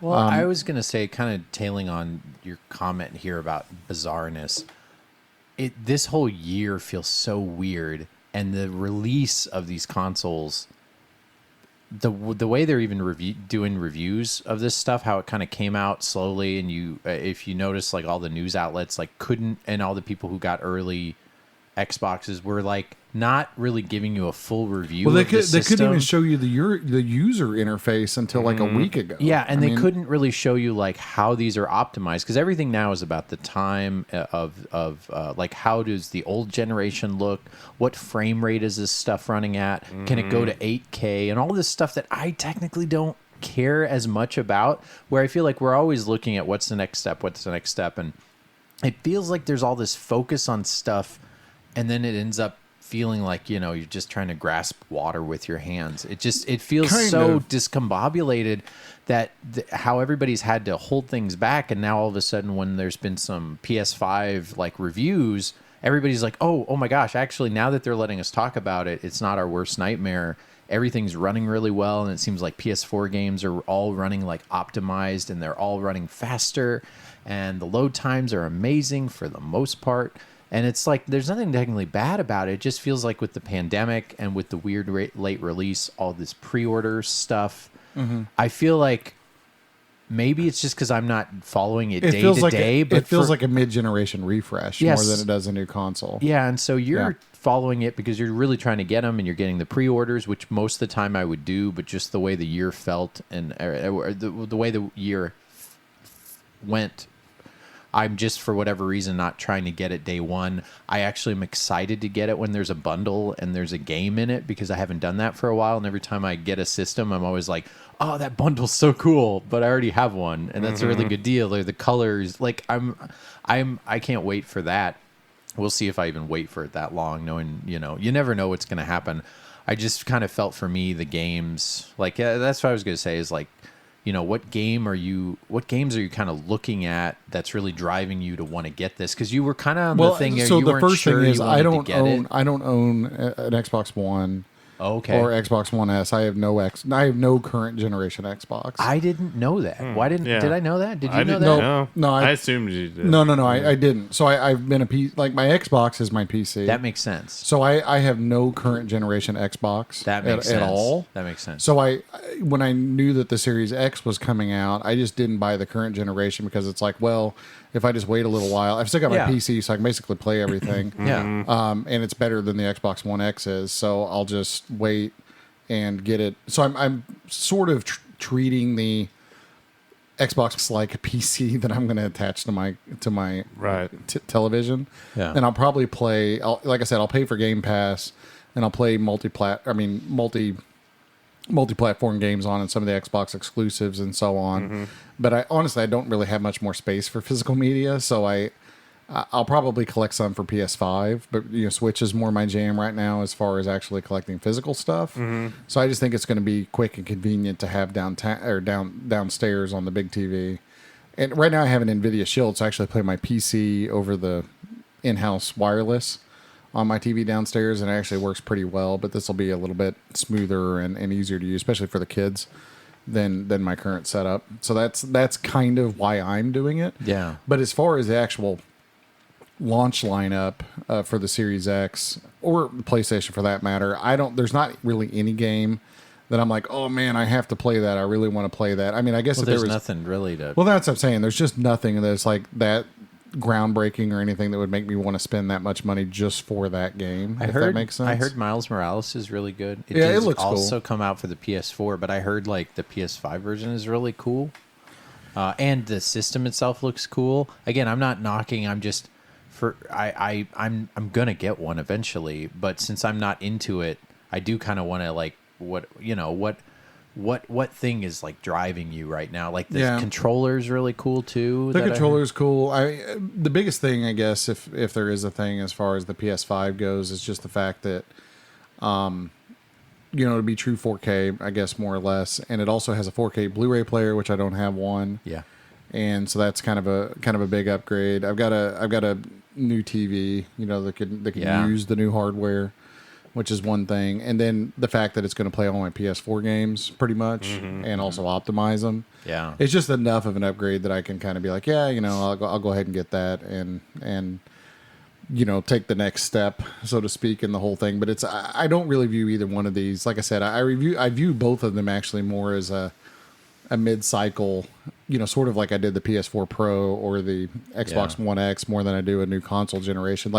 And I think that's the goal. I wonder if you'll feel that way once it comes out, because something I have heard is once you check out the loading times of the SSD, you feel like, oh, this is a new generation. And the loading times are kind of a thing for me, just as far as being able to pop in and pop out of games. Because, that's honestly one of the things I like the most about the Switch is just that everything is so quick. It's so streamlined, and you turn it on and you turn it off. You're in the same spot, and you can get in and out of games real fast, and everything loads really quick. Right. It's not an SSD, but because you're loading off those little cartridges and stuff, everything's real fast on the Switch. And that's one of the reasons a lot of situations I actually will prefer playing on Switch, that and playing handheld with it. But yeah, I don't know, either the PS5 or the Xbox One X. Like I said, I mostly just view both of them as, and I think Sony and Microsoft both kind of want their consoles not necessarily to be like, I think we've reached the point of diminishing returns in some respects, and I do think that both of them kind of want to keep their consoles, Xbox especially, is in just like, oh, this is just a hardware upgrade, not necessarily a whole new experience upgrade. Yeah, because it's a lot of money. Well, and the generational shift is not what it was from NES to SNES, or from SNES to to GameCube and PlayStation 2 and regular Xbox, or like it was the PS3 or whatever. Yeah. Because I feel like the games themselves, they kind of, the mechanics of the games and the way things work basically looks roughly the same. Everything just looks better and smoother. Yeah. It's like buying a new video card for your computer or whatever. Yeah. But I don't know. I'm kind of excited about it, but at the same time, like, there's not really.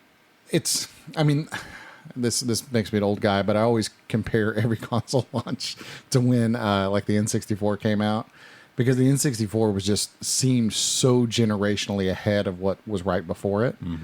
It and Dreamcast are the two I always think of personally. It just like, oh my God, how did they do this kind of thing? Absolutely. And where it was just like magical, like, oh, there's this whole new thing that like wasn't here before. And you were looking at like I remember we'd print out screenshots of like 64 unreleased games, or the first screenshot of Zelda.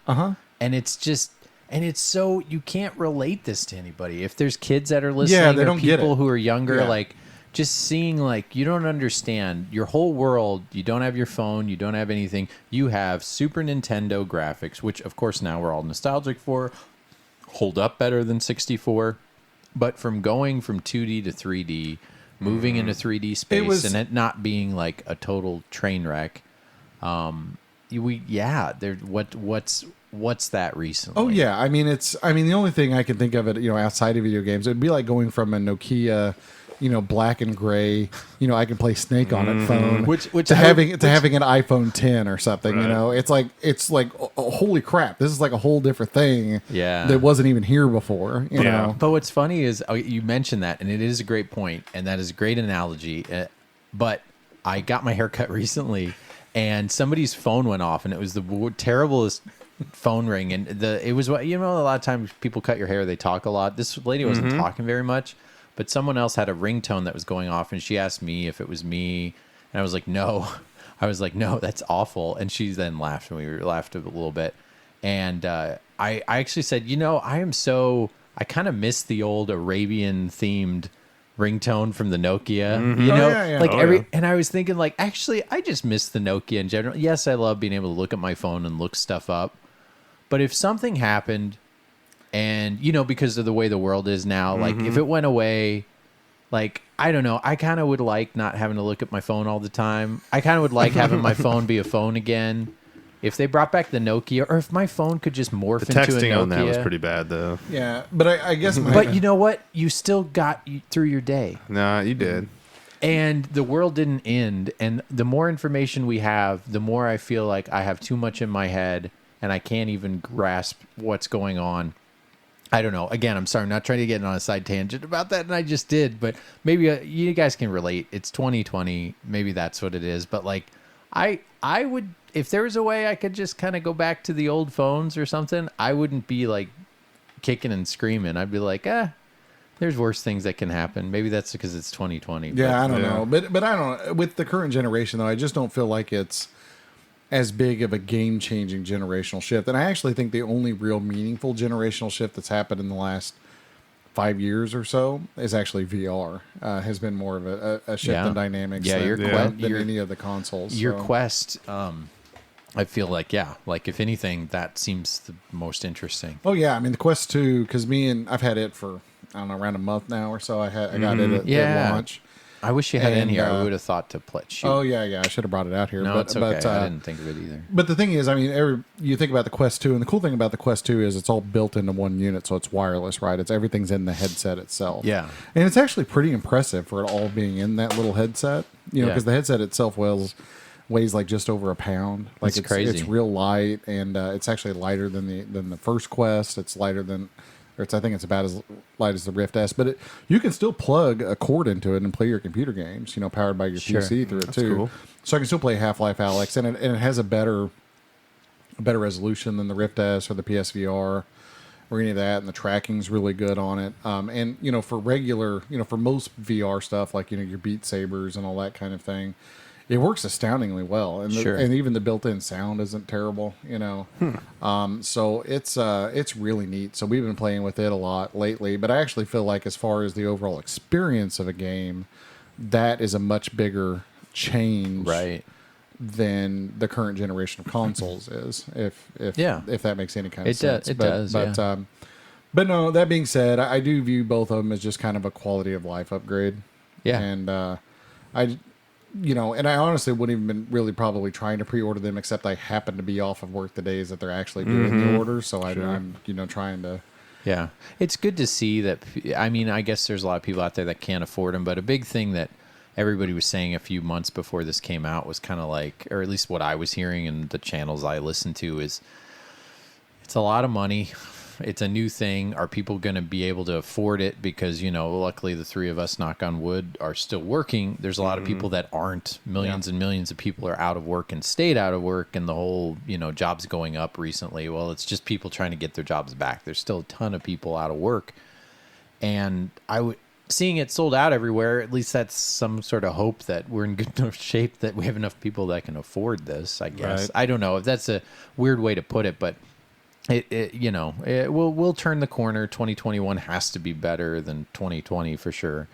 But I'm excited to play the PS5 the next time I come over here and check it out, because I almost feel a little awkward. If I can get one, I mean that's the thing. I'm sure you can get one. But I don't know. It's just, like I said, I'm looking forward to playing them, but honestly, I feel like PS5 and Xbox Series X are both going to get kind of frustrating after a little while, just because of hard drive constraints. Yeah, which is big. And so I that gigabyte is 600. Yeah, usable. 625 or something. Yeah. Jeez. So it's so I have a feeling I'm going to have a really good first month or two, and then after that, it's going to, because I don't have the greatest internet connection, so flipping games off and on those hard drives is going to be a little bit painful. Oh yeah. And the PS5 doesn't. The Series X, you can expand the hard drive, but it's $225, I think, for the expansion, which is just an incredible amount for another terabyte of storage. Yeah. And then the PlayStation 5 doesn't even have an option to expand it. Yeah. So, or at least not currently. I'm sure they will in the future, because they're going to want to make that money on that proprietary hard drive business too. Yeah. They did say that you could at least, and you can. And the other thing about the Xbox is you can only, right? You can only load the Series X. Correct me if I'm wrong. You can only load games of the previous gen from an external. You can't do you can't load Xbox One X from one that's not installed on the SSD, so you still need to move it. Is that right? Yeah, I honestly, I'm confused about that whole thing. I've tried to read about it a little bit. I'm not 100% sure on that. I know the previous generations you could play them off of an external, but I think at least my thought was you could still put them on the SSD. Now you can take your current generation, the ones that are optimized for Series X, and you can push them off to an external and then move them from the external to the internal, so that you don't have to re-download them. Yeah. So you can flip them back and forth between the hard drives.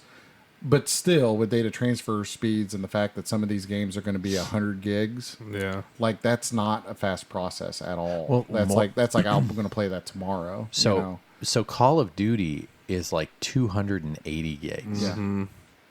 And some of the updates you can't even play it without. So the size of this stuff, we kind of got used to it really quickly. Like PS4 started this mess, or at least that generation. Yeah. But PS3 kind of worked their way around it, but it wasn't this much. It was like running off the disc. But now, since the disc is so... Whenever GTA comes out, it'll be like... Oh, it'll be like a half of... It'll take up like half your space. Yeah. Because even GTA 5 is like, what, 120 gigs or something? At least. I think I think it's more. If you do like the updates for the online, it's like you're almost talking like 250. Jeez. And that's for PS4. Yeah, so...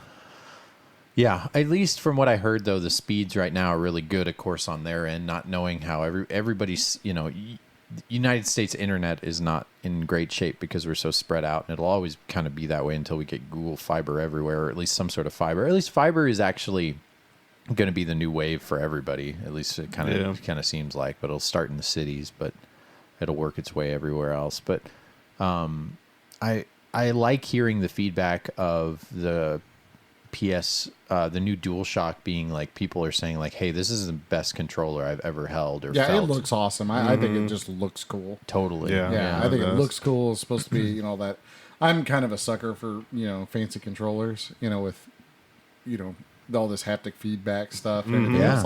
Like I'm one of the people that doesn't hate the Wiimote. Yeah. Sorry, not sorry. I still like the Wiimote. But, I like it. I think it's cool to know that you play Mario Galaxy and you forget you're playing it on a nunchuck and a Wiimote. I'm telling you, Mario Galaxy is best played with a Wii remote. It is. I agree. Yeah, and I still think it's one of my favorite controllers.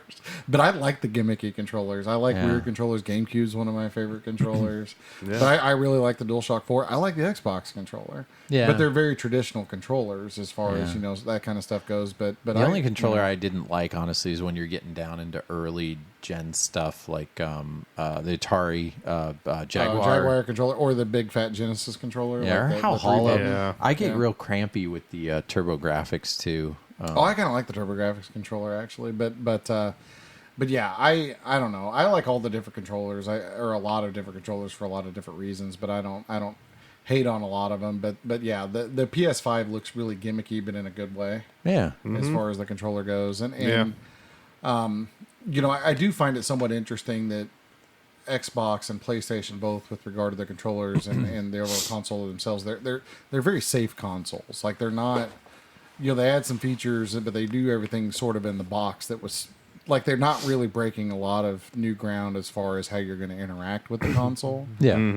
There's no Connect. There's no, I'm going to stand in front of my computer and flop around on the floor like a fish and play a game or something.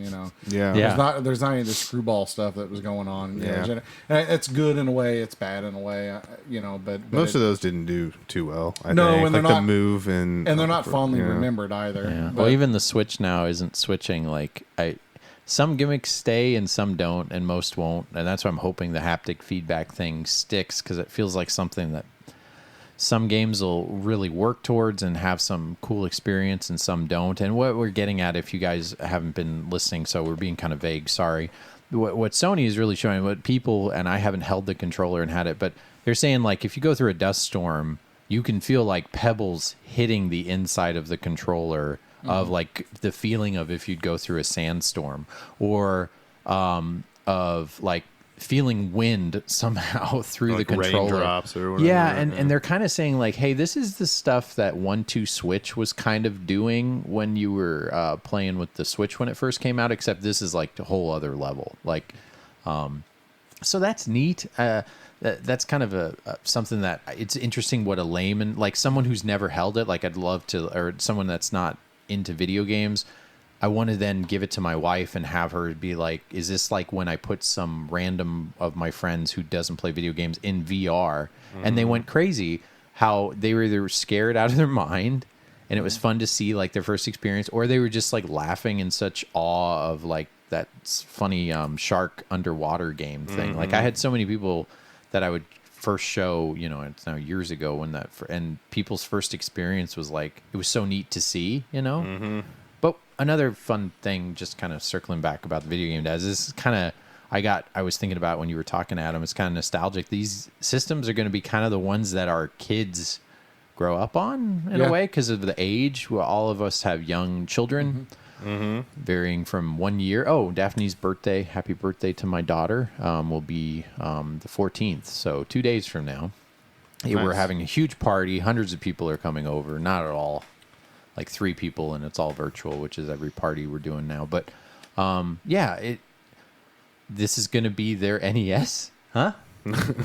Something like that. Well, our kids not. Our kids are going to have NESs. But. Yeah, my kid still likes pixel art. No, I know. I know. No, but I'm with you. I just mean like the one that they grow up on.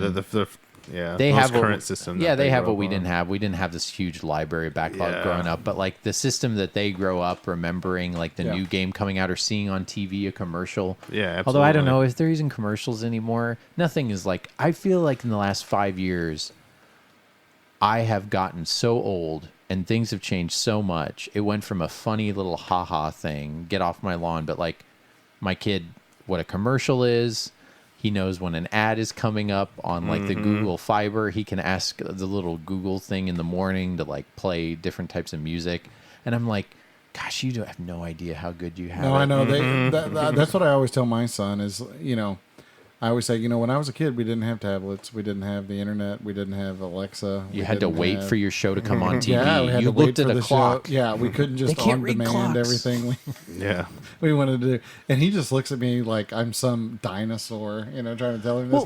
And I'm just like, the internet and all these things are like a tree or a flower or the sky to them. It's just the thing that has always been, And I remember asking my mom once when I was a kid, like, what was it like before everything was in color? Because I had seen the old black and white shows, from like the 50s and 60s and 40s and that's stuff. Funny. And I thought that the Congress just passed some bill that like we were going to have everything was going to be in color now. Yeah. And before that, everything was in black and white. So I'm like, Mom, what was it like when everything was in black and white? And she's like, no, that's just the way things looked. And like, I remember not being able to reconcile that in my head. Yeah. The reality was not that. That's just how it had to be recorded. And I feel like my son is having the same problem. Yeah.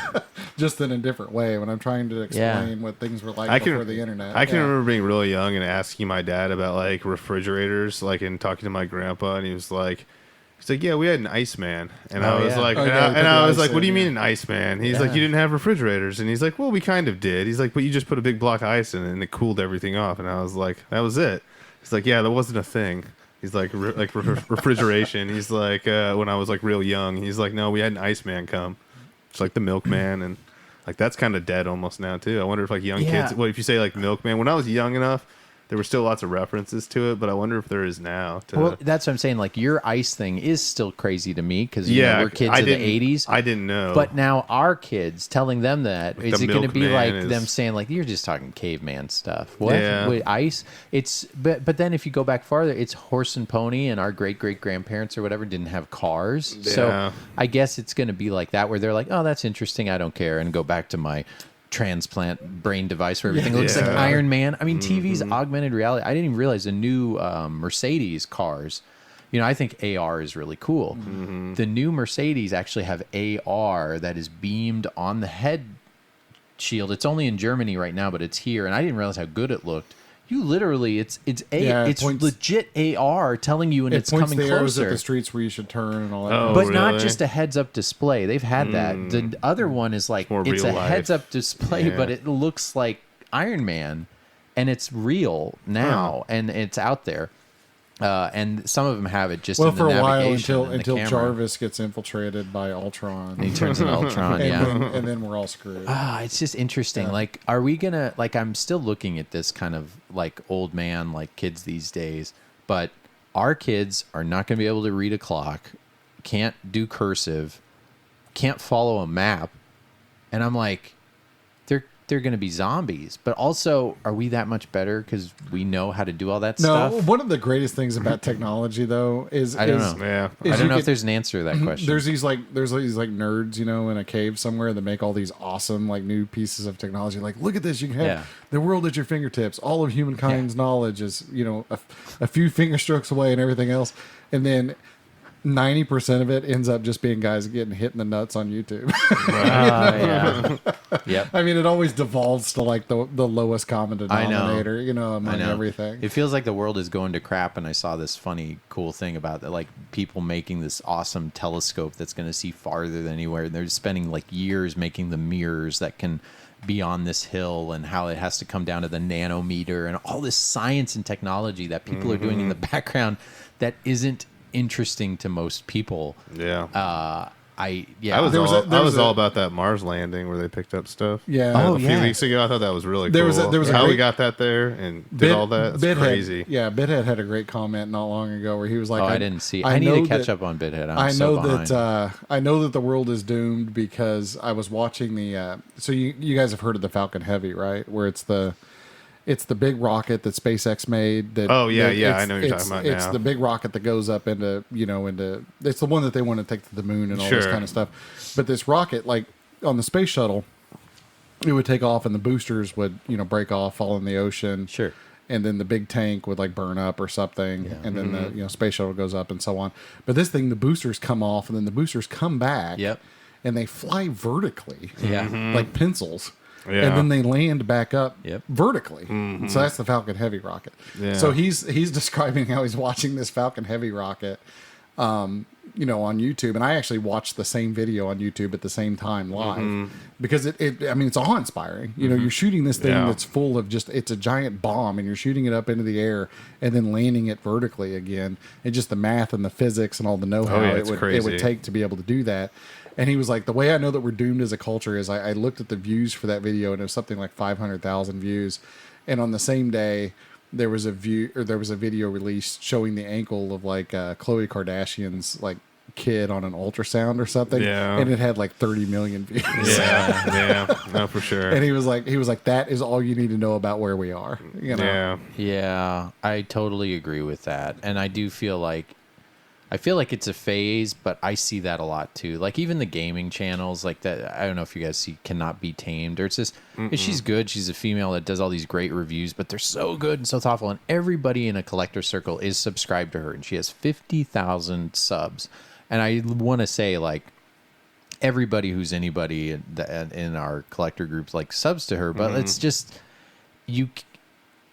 if they're not screaming in your face and saying, hey guys, I'm gonna do this, and do a quick cut or a jump cut and all this stuff that's super interesting. That's why I keep really dry on, I don't even know if you guys look at the stuff I put on our YouTube channel, which isn't much, but I just get so I don't know. It's feels, sensory overload. It doesn't have to be. It feels like I love mistakes. I love old YouTube, and I love I know no one else does, and that's fine. But I kind of we're not human anymore. We're puppets trying to get more views, trying to make a thumbnail that goes a certain way, and I'm is that just me being old, or will other people feel that way too? It just feels so. Well, I think some people are just chasing views and stuff like that. Yeah. I don't know, man. Maybe that's not the point I'm trying to make. I'm just saying, hopefully it doesn't get any worse, because it feels like all that stuff was videos for kids, and now it keeps moving up, and it's even in our political videos and all the other stuff going on in the world, where you're seeing older people get clickbaited all the time. And it feels like clickbait is the only way to get any kind of headway anymore, and it's just getting. I don't know. It's sad. It's like listening to the radio. It's all lowest common denominator, right? I mean, it's everything. Yeah. I mean, just because something has lower views doesn't mean it's not as good of content. Oh, I know. Obviously, that's why I'm saying good content is. Yeah, but that's what I'm saying. The really popular stuff is always going to be the lowest common denominator stuff, because it's the thing that is designed to appeal to the masses. But don't you feel like it's lower than it's ever been? It does seem. That's what I'm trying to say. It does seem like we're heading towards idiocracy. It seems so. It seems like we're headed toward idiocracy. But I America's Funniest Home Videos. I'm sure all the scientists thought, oh gosh, Bob Saget, and they're stupid. And I watched that as a kid. But like that was the low of the low. We didn't have this stuff where it was so stupid. Yeah, I don't know. Yeah, you totally can engross yourself in it for sure. But yeah. Anywho, yeah, I not trying to. I still like Bob Saget in his show. Yeah, I don't know. I'm still into it. Yeah, Bob Saget's great. Did you watch the? It's like animals, like dogs falling down the stairs and stuff. I don't know. I'm just into that kind of weird humor. I don't know. Stupid dogs. Yeah. No, I do that. My wife cracks up at me. I shouldn't say this on the podcast, but don't cut it out because it's funny. It's like my son.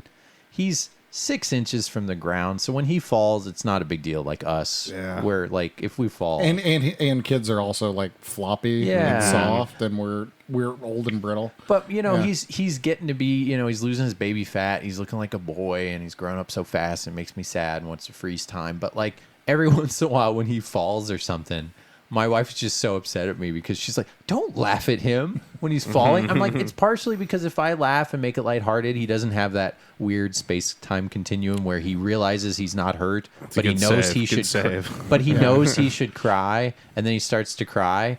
And I could tell when he's hurt. Like that one time, Adam, when your son took that fall and he hit his head really hard, you knew that. I knew he was hurt immediately. I was like, that's a heavy fall or something. Yeah. And most of the time, my kid falls. I know. And whenever, especially with your first kid, you're like, oh my God, every little boo boo or whatever. But like after a while, you're like, oh, that wouldn't happen if you wouldn't have been running in the house. Yeah. Yeah. Maybe if you were paying attention, you wouldn't have run into that wall. I mean, you get to where you react to the things that you need to react to, and you kind of give adult parental reminders that maybe they should listen to the things that you're telling them, when they get hurt. Yeah. But anyway, that was what I was getting at. I too, like, there's nothing funnier than someone falling down that's not yourself. Right. My favorite video to this day is a 2.5 second video on YouTube, and it's titled, I think it's just titled "Go Blah," and it's just this little girl who's holding a golden retriever leash, and she throws a ball, and she literally says "Go." And then the dog goes, and she face plants and goes, and you can tell her whole wind gets knocked out of her. But it's the funniest 2 seconds you'll ever see in your life. And my wife thinks I'm a weirdo for liking that. Yeah, my wife says the same thing about like me liking those kind of videos. Oh, good. I know that they're not permanently hurt, so I would feel terrible if like somebody like really got hurt. Oh yeah, I know. They're fine. They could walk it off. Yeah, no, there are some that we know that we check in. Right. People. Right. There's some videos though that like will just come up randomly on Facebook or YouTube or whatever, and that will kind of freak me out a little bit. And they're meant to be funny. Like there's one I saw that popped up the other day where it's a car tire coming off of a car going down like the highway and it bounces off this car and hits this guy in the head. Yep. And I'm like, that's not funny. That guy probably died. You know what I mean? Yeah. So I actually got into the comments section and like found out like somebody had found an article and posted it, and they're like, "Don't worry, everybody, he's actually still alive and did just fine." I'm like, "Oh, okay, I feel a lot better now." But like, no, that's not funny. Like that guy probably didn't make it. Yeah. Like when those sports reporters get hit by like a football player. Yeah. I mean, some of them are not funny because you can tell that the person really got hurt, and I do get really cringy on those where I'm like, "Ooh, that's not really funny because that guy probably is not right now." But yeah, just the innocent like. I fell off the dock into the water, or my dog jumped. I saw on like me a mountain lion on the side of a cliff fall, and like I thought the mountain lion was done. Right? It would just be the guy zoomed in on it. I swear to God, the mountain lion just got up after falling like 100 feet, like down the side of bouncing and stuff like that. Yeah. It just walked away. It's perfectly fine. I know. But those are amazing. Those videos. Yeah. If we had the ligaments of cats, we'd be fine. Although then our knees would be backwards. That's the thing that weird. If you ever saw like, if you want to be a cat, well, your legs are going to have to go backwards, and that is off-putting if you've ever seen that before. Small cost. You can do it. Yeah, it's true. If I wanted to just like jump, go full cat. Yeah, just jump on top of a cabinet just because I wanted to. Right.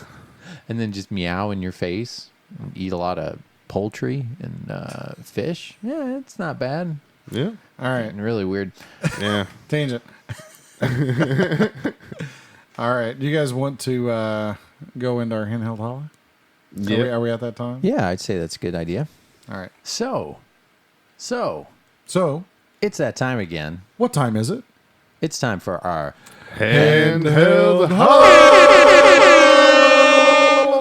Yeah, our handheld holo. This is a time when we give some love to something that doesn't get much love, and that is our handheld video game systems. They are comparable working machine. I tell you, when you're busy and you don't have much time for the consoles, they don't have the loading times, they don't have as updates. I mean, some do. I guess the Vita does, things like that. But they're wonderful consoles. Sometimes you don't need the power, but the portability. You know, the old Game Boy, spend all that time with it. Anyway, we wanted to give some shout-out love to... we each pick a different game. Has to just be a handheld system. Could be anything from the Switch down to a Game & Watch. Oh, the Game & Watch is coming out tomorrow. Real quick, I'll just mention, I sent you guys a photo, but I'm hopefully going to pick it up. It's coming out Friday the 13th, which is, by the time this will be edited, it's already out. Hopefully you guys got one, but I will hopefully pick one up for you, Adam, too, since I'm going to be there tomorrow. My GameStop guy is like, hey, we got 8 of them. No one's going to buy them because everybody's interested in the PS4 and everything. So check out your GameStops. PS5, thank you. All right. Just before we got the hate comments. Yes, I know. Just get on me. We should know everything. You're our one-stop source, random guys we don't know that are just like us. Yeah, but one thing I do know is I love me some handhelds.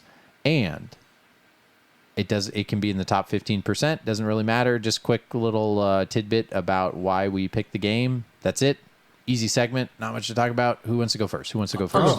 Okay. No, you go first. Okay. Hey, all right. guys. Hey, it's the Midwest. We need to Rochambeau real quick, or no? I'll go first. I'm unfamiliar with this practice. Oh, it's paper, rock, scissors. It's like a fancy way to say paper, rock, scissors. Oh. But you can Google it. It's true, but I guess, I don't know. All right, I thought you were asking for something else. Yeah. Yeah. We'll talk about that later.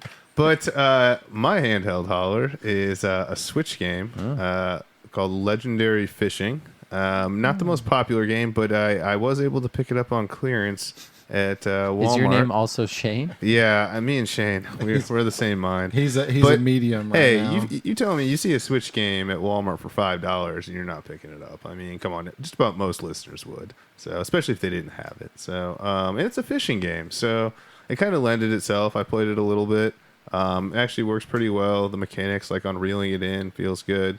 And well, I mean, hey, some games it's kind of blocky and no, I like it. It just it feels good. It feels well, like fishing. when you like, you it's know, just the way you the said casting, it. you know, like it actually uses like the casting motion. That's good. And you know, like all that stuff. So you have to pull apart the Joy-Cons. Yeah. Okay. Mm-hmm. Cool.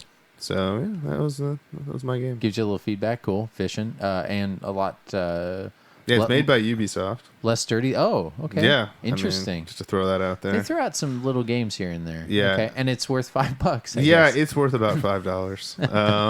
No, it's not like super expansive. Yeah. There's actually a game on Wii that I actually think is better, like Fishing Resort. I just think it has much more variety as far as like places to go. I've got the Bass Pro Shops Fishing or whatever it is looking at me over there. Yeah. All right. What is it's pretty garbage, actually. Yeah. What is your pick? Is it more expansive than Michael's? So my pick is, I mean, I always feel like it's, no offense to Michael because he just picked a Switch game. I try not to pick Switch games just because it's the hybrid system, so I don't know whether to call it a handheld or not. It's fine. But I got to pick this game because I got to talk about it. And this is a good excuse too. So this game's available on PC and Switch, and it's called Hades, and it's made by Supermassive Games, released a couple months ago, I think. Okay. Or maybe a month ago. I love Supermassive, man. And dude, it's my game of the year so far. Great. I love it. Nice. And what kind of game is it? I don't know anything. I don't know anything about it. It is a isometric roguelike. So it's kind of got the sell it to me. Well, okay. So think of Diablo meets Streets of Rage. Okay. Right. So it's an isometric roguelike that's, you know, kind of More 2/3 accessible. over the top. But it's got this really stylistic, very fancy do animation. What is what's the like Hades makes me think. So Hades, yeah, so it's based the on Greek world. mythology. So Okay. you're the son of Hades and you're trying to escape Hades. And if you ever played Dead Cells or some of these newer games where you basically play the same game over and over and over again, but you gain things with every run, so to speak. Like you pick up certain things that you upgrade your character, and you you die and then you have to restart, but there are certain things you're able to do to yourself that last, if that makes sense. You build your character, and each time you play, you consistently get just a little bit further. That's fine. This is why I liked Gladiator Begins. And a couple episodes ago, I went crazy over this game. I mean, hardly anybody played. So this is a lot like Dead Cells. I actually like this better than Dead Cells. Okay. The animation is top notch. It is a beautiful looking game. The characters are awesome. They always have this hand drawnness. Is that kind of like this? Yeah. Okay. It's really, I think, high end comic book art. Yeah. Like something sort of like Spawn-esque. I love that this game developer is like known for that, but unironically, like just if you look at they're the ones that did Bastion, and Transistor, and another one I can't think. But anyway, go ahead. But it's not even that the art's that good. The animation's like super smooth. Nice. It's just a really good game, and so it's like Diablo because you level your character up. It's a roguelike. There's a lot of enemies that you're fighting. There's a bunch of different weapons that you can use. There's all kinds of different upgrades that you get both, when you're playing and between these levels and building your character and but it's all very intuitive, and it all is it's much more action based and timing based than what Diablo would be, meaning that you have different attacks and things that you can do, but it's also just as important as attacking is avoiding the attacks of your opponents. Yeah, sure. So it's much more arcade feeling. I mean, think like twin stick shooter type feeling. Sure. Okay. It's a roguelike that has a feel of a twin stick shooter. Super Smash TV. Yeah, if that makes sense. So it's still very reactionary and reflex based, so to speak. But it's just a great game, fantastic game. And I think everybody should play it if you have a PC. And I think it's a Switch exclusive right now. I didn't look this up before the podcast. It does not have a physical yet. I'm assuming a physical will be coming at some point because the other Supermassive games have gotten limited runs in the past. Limited Run loves their stuff. But it, if it comes, if you don't have a Switch, if it comes on a PlayStation or whatever, which I'm sure it will at some point, you really should get this game. Like it's a very, very good game. Cool. All right. What you got? It's a game I've heard about, not very common. I'm jumping away from the Switch. It's for the Game Boy Advance. Okay. You might have heard about this. This is on kind of some lists of, hey, you should pick this up. It's kind of common. It's a way forward game, right? So that's already a good. Rescue Heroes Billy Blazes for the Game Boy Advance. I've never heard of that. Yeah, Okay. So this is technically, you look at it, it's a kid's game. It's under Rescue Heroes, same as like a Paw Patrol. It was a cartoon about 10, 15 years ago that they were pretty popular. It was when someone just wanted to start, like, these are toys that are like EMS, first responders. Okay. Pretty popular right now with everything going on, but I just think that time has sunsetted for that cartoon. But you can find Rescue Heroes out there, and they made some games, probably half a dozen. Well, one of them is called Billy Blazes. It's you are a firefighter, 2D side scroller. It feels like a way forward game the way this thing moves. I'd seen screenshots. I heard it was good. Friend of the show, Radical Reggie, has talked about this before. I finally picked it up, $6, $6 game. And have you guys ever played it?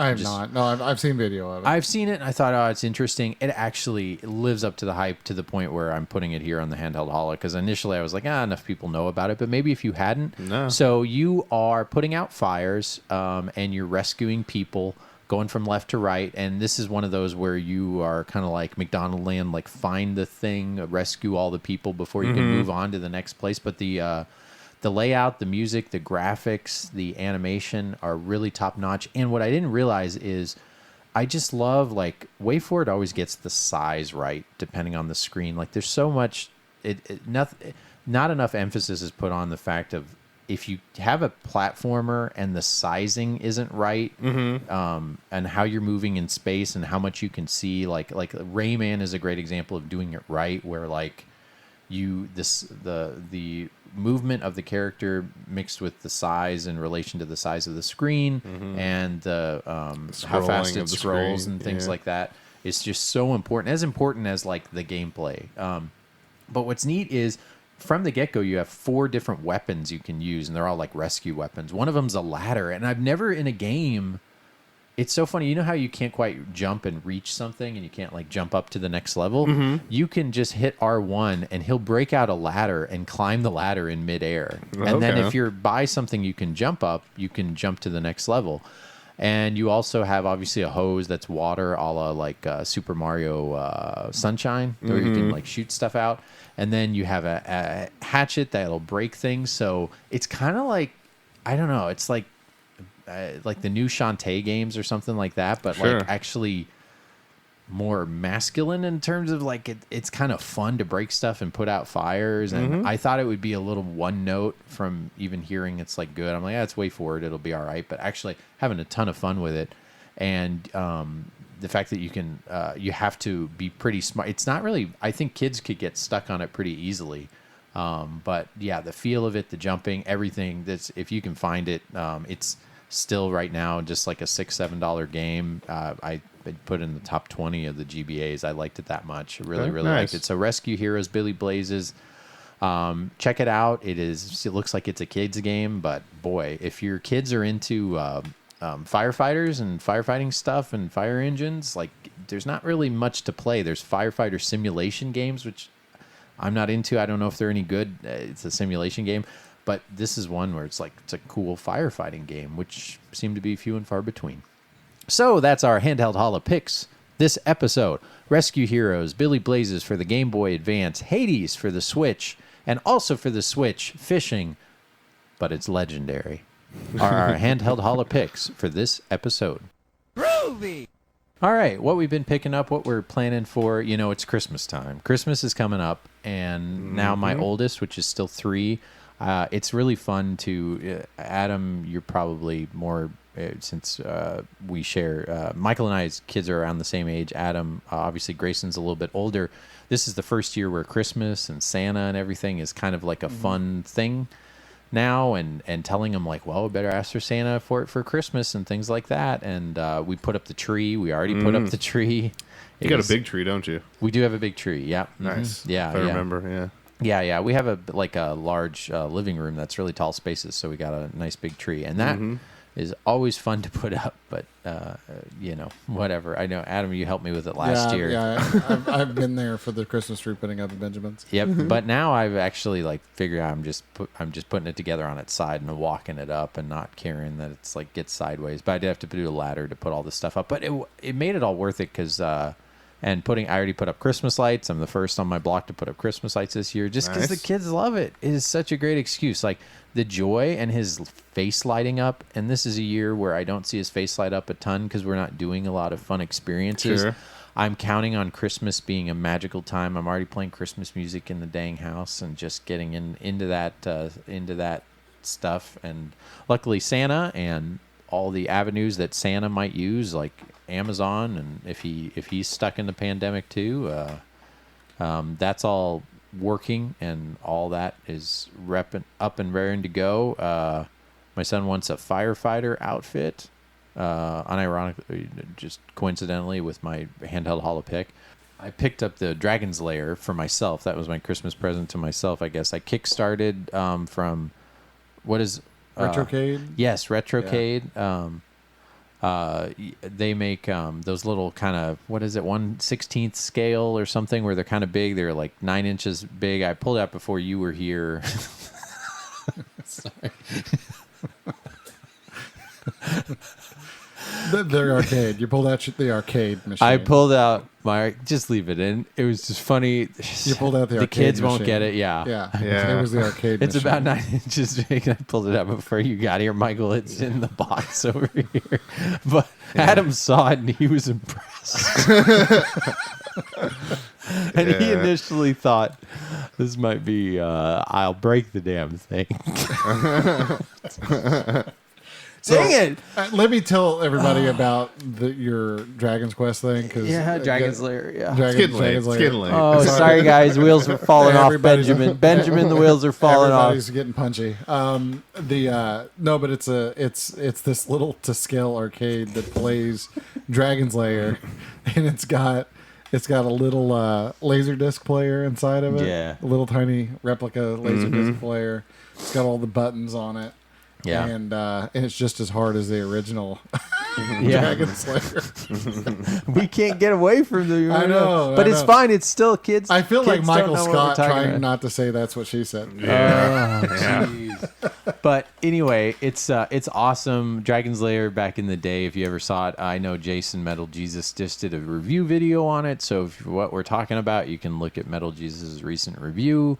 It is really neat. I like these little arcades, and honestly, when you kickstart them, you get them for like $70-$80, and I think that's a great price point for this. And it feels like there's a lot more quality in it. It's not like, hey, that's worth $80. I feel like it's kind of, I don't know. The screen's really good. The control's really good. The sound is actually the really scale's good. Mm-hmm. The sound is great. And honestly, like, you know, Dragon's Lair is very much a product of its time, where it, you know, it's what I love is the animation. You know, it's Don Bluth. It's kind of like a little bit violent. Like, you wouldn't make a cartoon like this because there's sometimes a little blood and guts and death and this. And Princess Daphne is, well, let's just say if my Daphne grows up and dresses like her, she's gonna get grounded.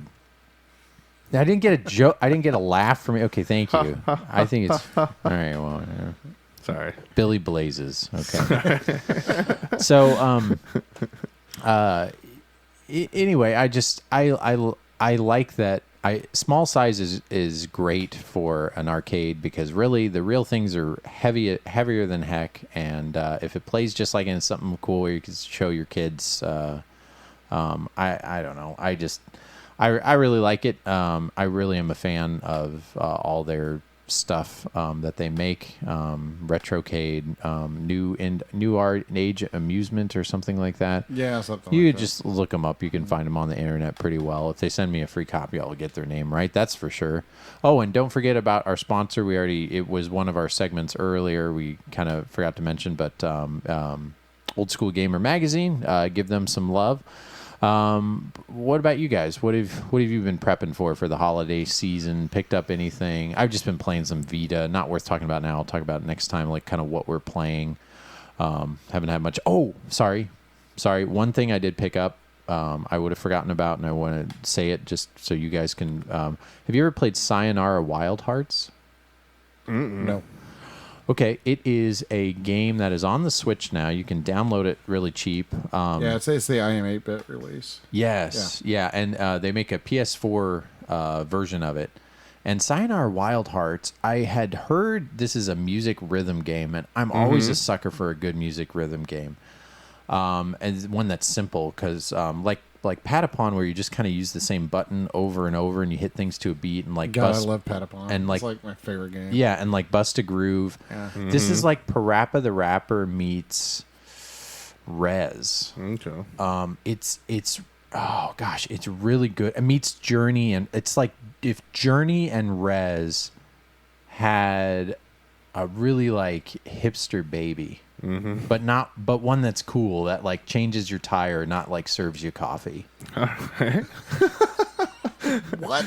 That was funnier. That one was much funnier. So okay, so Sayonara Wild Hearts, you need to play with headphones. I you know, when you play something at the right time. I played it when I couldn't fall asleep. I played at 10 o'clock at night. I played through the entire game, which it's not a very long game. You're playing through episodes that are songs, and you only have one action button, and you can move your character from left to right. And it basically is kind of like an abstract art, like Journey is talking about the life and death of the human condition and people you meet, and how you really just, you know, how like an organic relationship, things like that can happen, and how that impacts your transition life, and when they leave you, and it's sad and things like that. So Journey did a great job of telling a big story without talking a lot, which is the opposite of what I'm doing right now. I try to find as many words as I can to explain things simply, which makes for a long podcast. But Sayonara Wild Hearts, the music is really, really good. So good that I bought the vinyl, and I play it, and my kids like it. My wife likes it a lot. It's all original music. It is made by basically one or two guys. The studio is really, really small. And you're basically playing things on a beat, and you're scored with how well you can do. But there are some really innovative things that some of these levels do. Like there's some parts where you're switching back between a kind of a yin and a yang, and the boss you're fighting. It's all about hitting things on the beat right at the right time, and you don't have really much of a tutorial. You kind of can figure it out. I think if you're not good at rhythm games, this might be hard for you, but you can download it. It's kind of hard to find physical, but it's not actually expensive. The IM 8-bit release was only $30 right now. Even me talking about it might go up a little bit because there's not a lot of copies out there, but it also seems like it's kind of a niche thing. So if Rez meets Parappa the Rappa meets Journey sounds really interesting to you, with a little bit of like the simplicity yet replayability of Patapon, you really should play Sayonara Wild Hearts, but play it with headphones. I played it once without headphones afterward, and it just doesn't feel as good. You need to be super precise, but talk about a game I got lost in, and I ended up watching a bunch of reviews of people who really dive deep into like, could be considered a real simple game that you can beat in like an hour and a half. And then you're seeing everything you can in the game. But when you actually like pull it apart and there's nothing better than someone pulling apart something and it is very well read and like has a good vocabulary that can kind of like pull apart what this game is trying to tell you. And it has a lot to do with like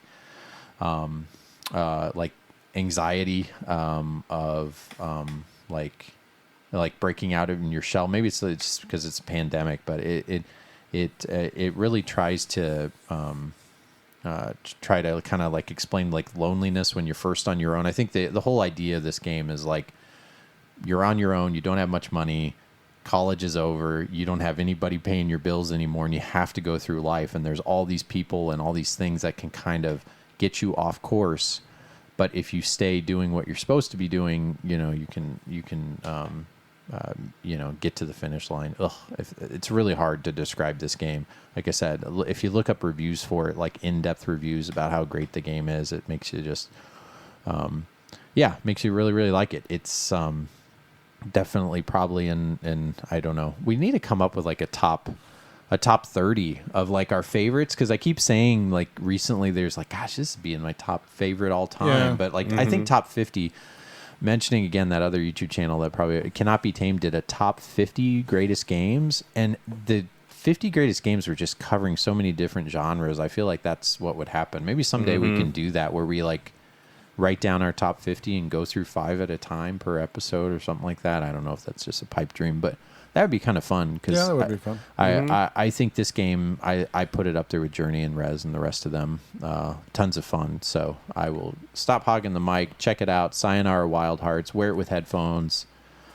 Play through it. Let me know how you felt. Send me an email. Yeah. So going back to Christmas time, there's been a real interesting thing that I've seen happen at my house with my kids here in the last. I don't know if it's because of the current environment that we're in or whatever, but we've got a bunch of toy books delivered to the house. There's like a Target toy book. Oh, I've noticed that too. We got an Amazon toy book. Yep. Oh, actually, I do know what you're talking about. I saw one. Yeah, I'm trying to remember. We got one from somewhere else too, but we have a coupon on the back of them. We've got like 3 or 4 toy books rolling around the house right now, and to my surprise, because I was like, oh, look, it's this like ad thing or whatever. And I kind of handed it to my kids like, hey, you can look at this if you want to, whatever, kind of figuring that they wouldn't be interested in it, or like, oh, this is like old school. It's like paper. What is this thing? But they JCPenney catalog. Yeah, but I mean, they are enamored with these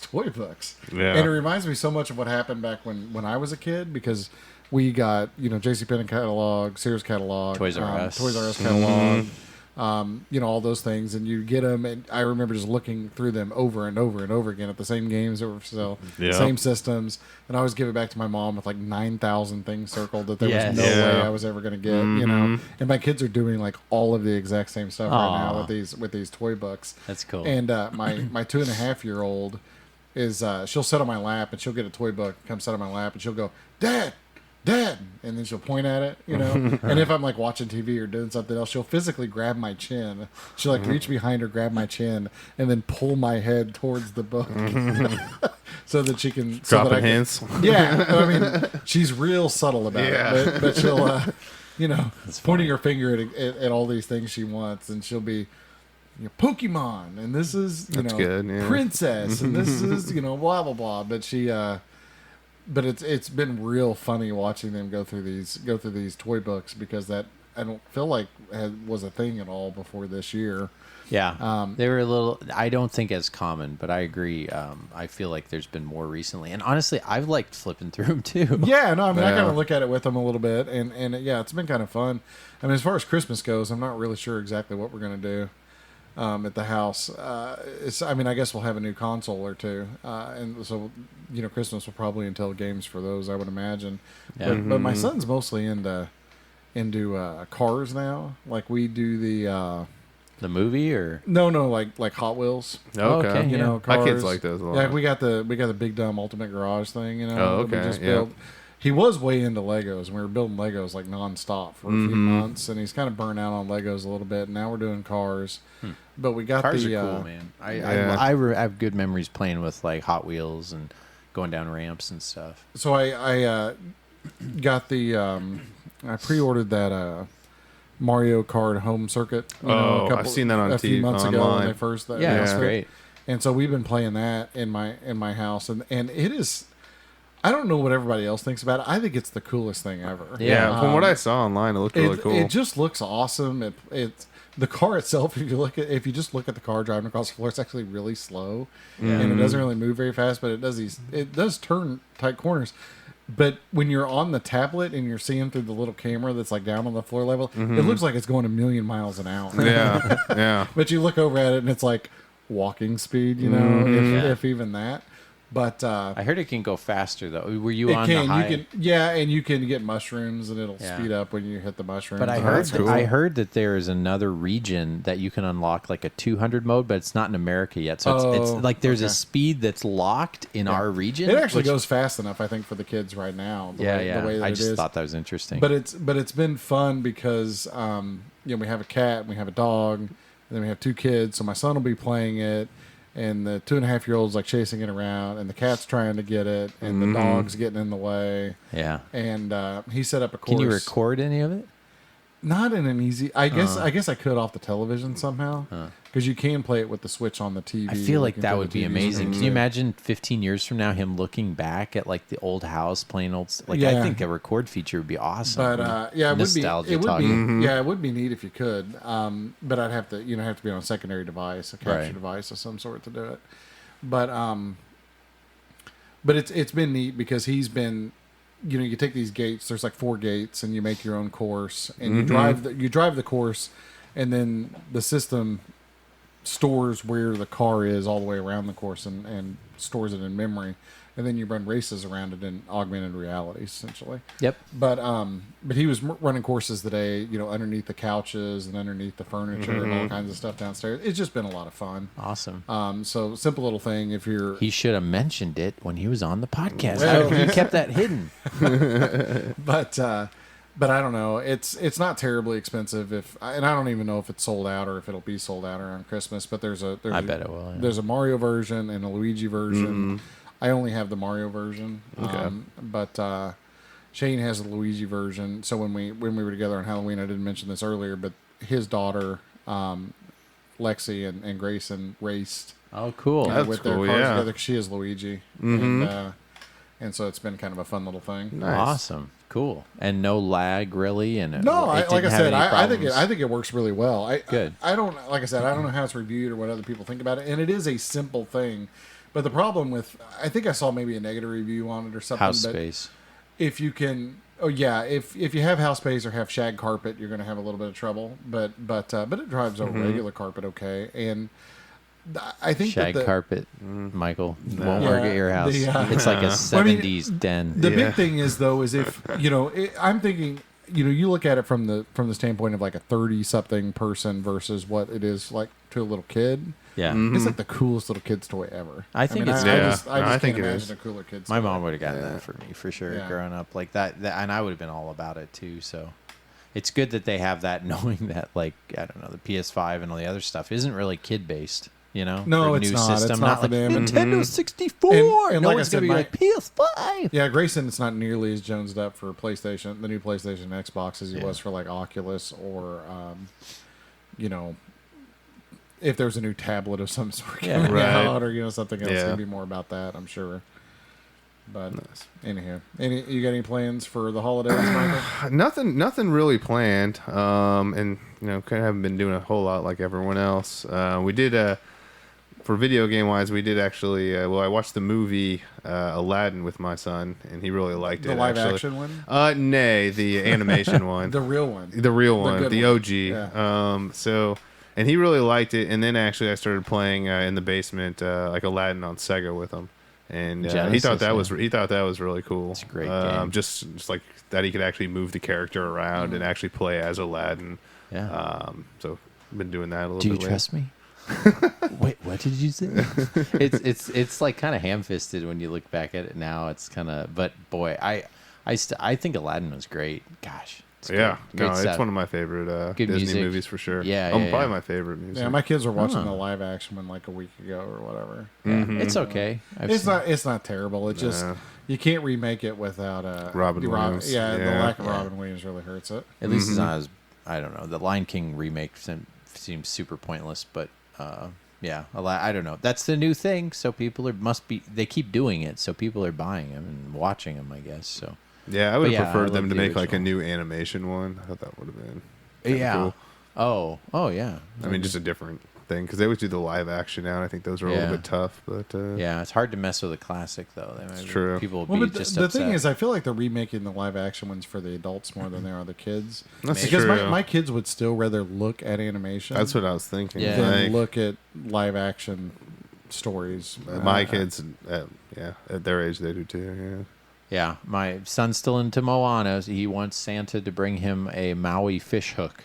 Oh So God, hopefully- we have seen Moana in my house 1 billion times. We have too, but honestly, as I've watched it over and Stayed away over, from that. I'm so happy it's not Frozen because to me, We Frozen have does seen- not. We have seen Frozen 1 billion times. Yeah, but like at won't least let that I know you're happen. not a big Disney guy, and I like cartoons. I But don't if you were to dislike pick, Disney, I know you don't dislike it, but I mean, like, yeah, I was before I had kids. I was collecting the movies. I was weird. Between Frozen and Moana, can you agree with me here? Moana Oh, is a lot better. hands down, Moana. Hands down. There's nothing worse than Frozen. Yeah. Yeah, it's the worst. Yeah. I wouldn't go maybe that far. I would say Home on the Range, Roseanne is a cow. I don't know. Roseanne singing the national anthem. It's like roughly on par. Yeah. The early 2000s Disney was not good. Take it from me. Chicken Little, Treasure Planet. Actually, Treasure Planet's not bad. Yeah, I don't- Treasure I Planet's don't not know. terrible. I've never It's- seen It's that. underrated. Yeah, and I liked Atlantis. What about you, Michael? I actually never saw Atlantis. Was Disney responsible for Titan AE? No. Is that a Disney? It wasn't Disney. Nope. Okay, never mind. Titan then. AE was funny because that's one that like a lot of people liked, and I don't know if I even I know saw it flopped. It did flop yeah. hard. Yeah, kind of like Final Fantasy Spirits. Well, I think Within. it was DreamWorks Animation. It's the movie that shut down. It shut down an animation studio. I just can't remember which Oh, one. DreamWorks is still around, so I don't. Well, I think mean, it's their animation studio though. Oh, I is it think gone? maybe that was Titan AE. Anyway, sorry, side tangent. No, it's fine. I don't mind talking about that stuff. But you were basically saying totally into Aladdin. Yeah, very much into Aladdin, and yeah, I kind of introduced him to the game, and it's kind of a classic game. Oh so yeah. yeah. So, Wonderful stuff. Yep. I haven't picked up. I randomly am picking up. I'm assuming my son's gonna like the Lego games, so ready for that whenever he's old enough to be able to play those things, and I can pull him along for Yeah. that. So we talk Christmas, and hopefully we can be in again next month before the holiday season. But Thanksgiving, that's also going to be a little bit odd coming up with not being able to hang out with families, things like that. Yeah. You guys do anything special for Thanksgiving? I'm going to be working. Yeah. sounds like Yeah. fun. I Yeah. get to work over Thanksgiving. I'm actually off that week, so Okay. I'm off. What about you? Yeah, I Mike? think we're just doing something that my parents, but just like literally just us and our parents. Normally there'd be people from St. Louis and Dallas and Houston all coming into town, but it's a good year to work if like you're in field like with Adam and I, because you kind of have to have at least there's rotation of holidays. This is the year to maybe work on Thanksgiving. It doesn't feel like it, but right. it was funny. I actually offered to work, and both the person I share kind of a job with, if I'm, we basically flip flop days or flip flop weeks or whatever. we were both like, it doesn't matter. Like, even if we're picking up other holidays, we're just like, Thanksgiving, I'll work it. No, I'll work it. Okay, whatever. We'll draw straws to work it because like it's not like it's kind of baked into our thing, but it's now the time to do that. So it'll probably be after Thanksgiving and before Christmas the next time we record for you. We'll hope, fingers crossed, we can do that, and hope everybody out there stays safe. We didn't talk, politics or because really you don't need that from us. But no, we're thinking about you. We appreciate all the comments and feedback and reviews, iTunes reviews.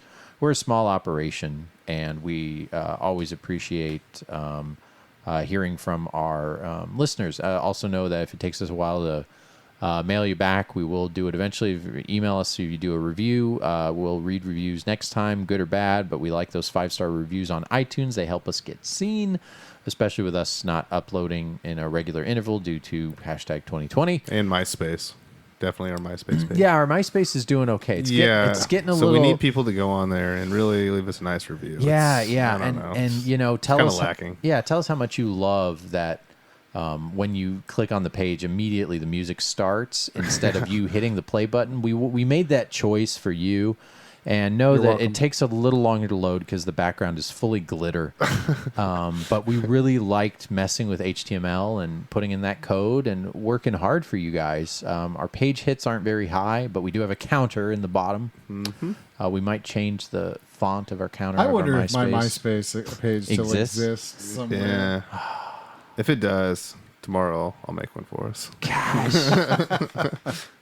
I remember like editing it when I would come home from the bars. You would have to like copy and paste applets of HTML code. But I would like change what I liked like weekly because that's what you did when you like came back home, from hanging out with your buddies or you meet somebody. Why am I not in your top 5 friends? That's right. Oh my God. Yeah. And I would have friends I wouldn't even know. It was the first time you had, and I would talk to people in other cities, like back and forth on messages, knowing we'd never see them again. I was like, I don't know. I'm going to go out on a limb.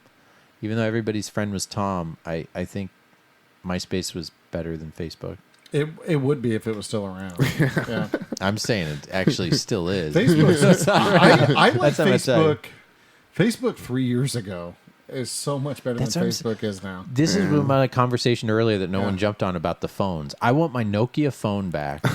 And yes, for emergencies, or yes, if I have to look up something stupid, I can have the other phone. But like simplicity rules. I totally dig it. That's why you listen to us, because we're a simple bunch of guys. But we love hearing from you, bringing it back to you. Thanks for listening. Hopefully hopefully you're still listening to us, especially through this year. So especially with this 2020, however we can improve your 2020, we will take it. And you're improving ours from listening to us goofballs in the basement talk about gaming, fatherhood, and everything in between. Episode 56, guys. What do you say? It's in the books. Oh, yeah. It's in the books. Thanks. All right. Thank you.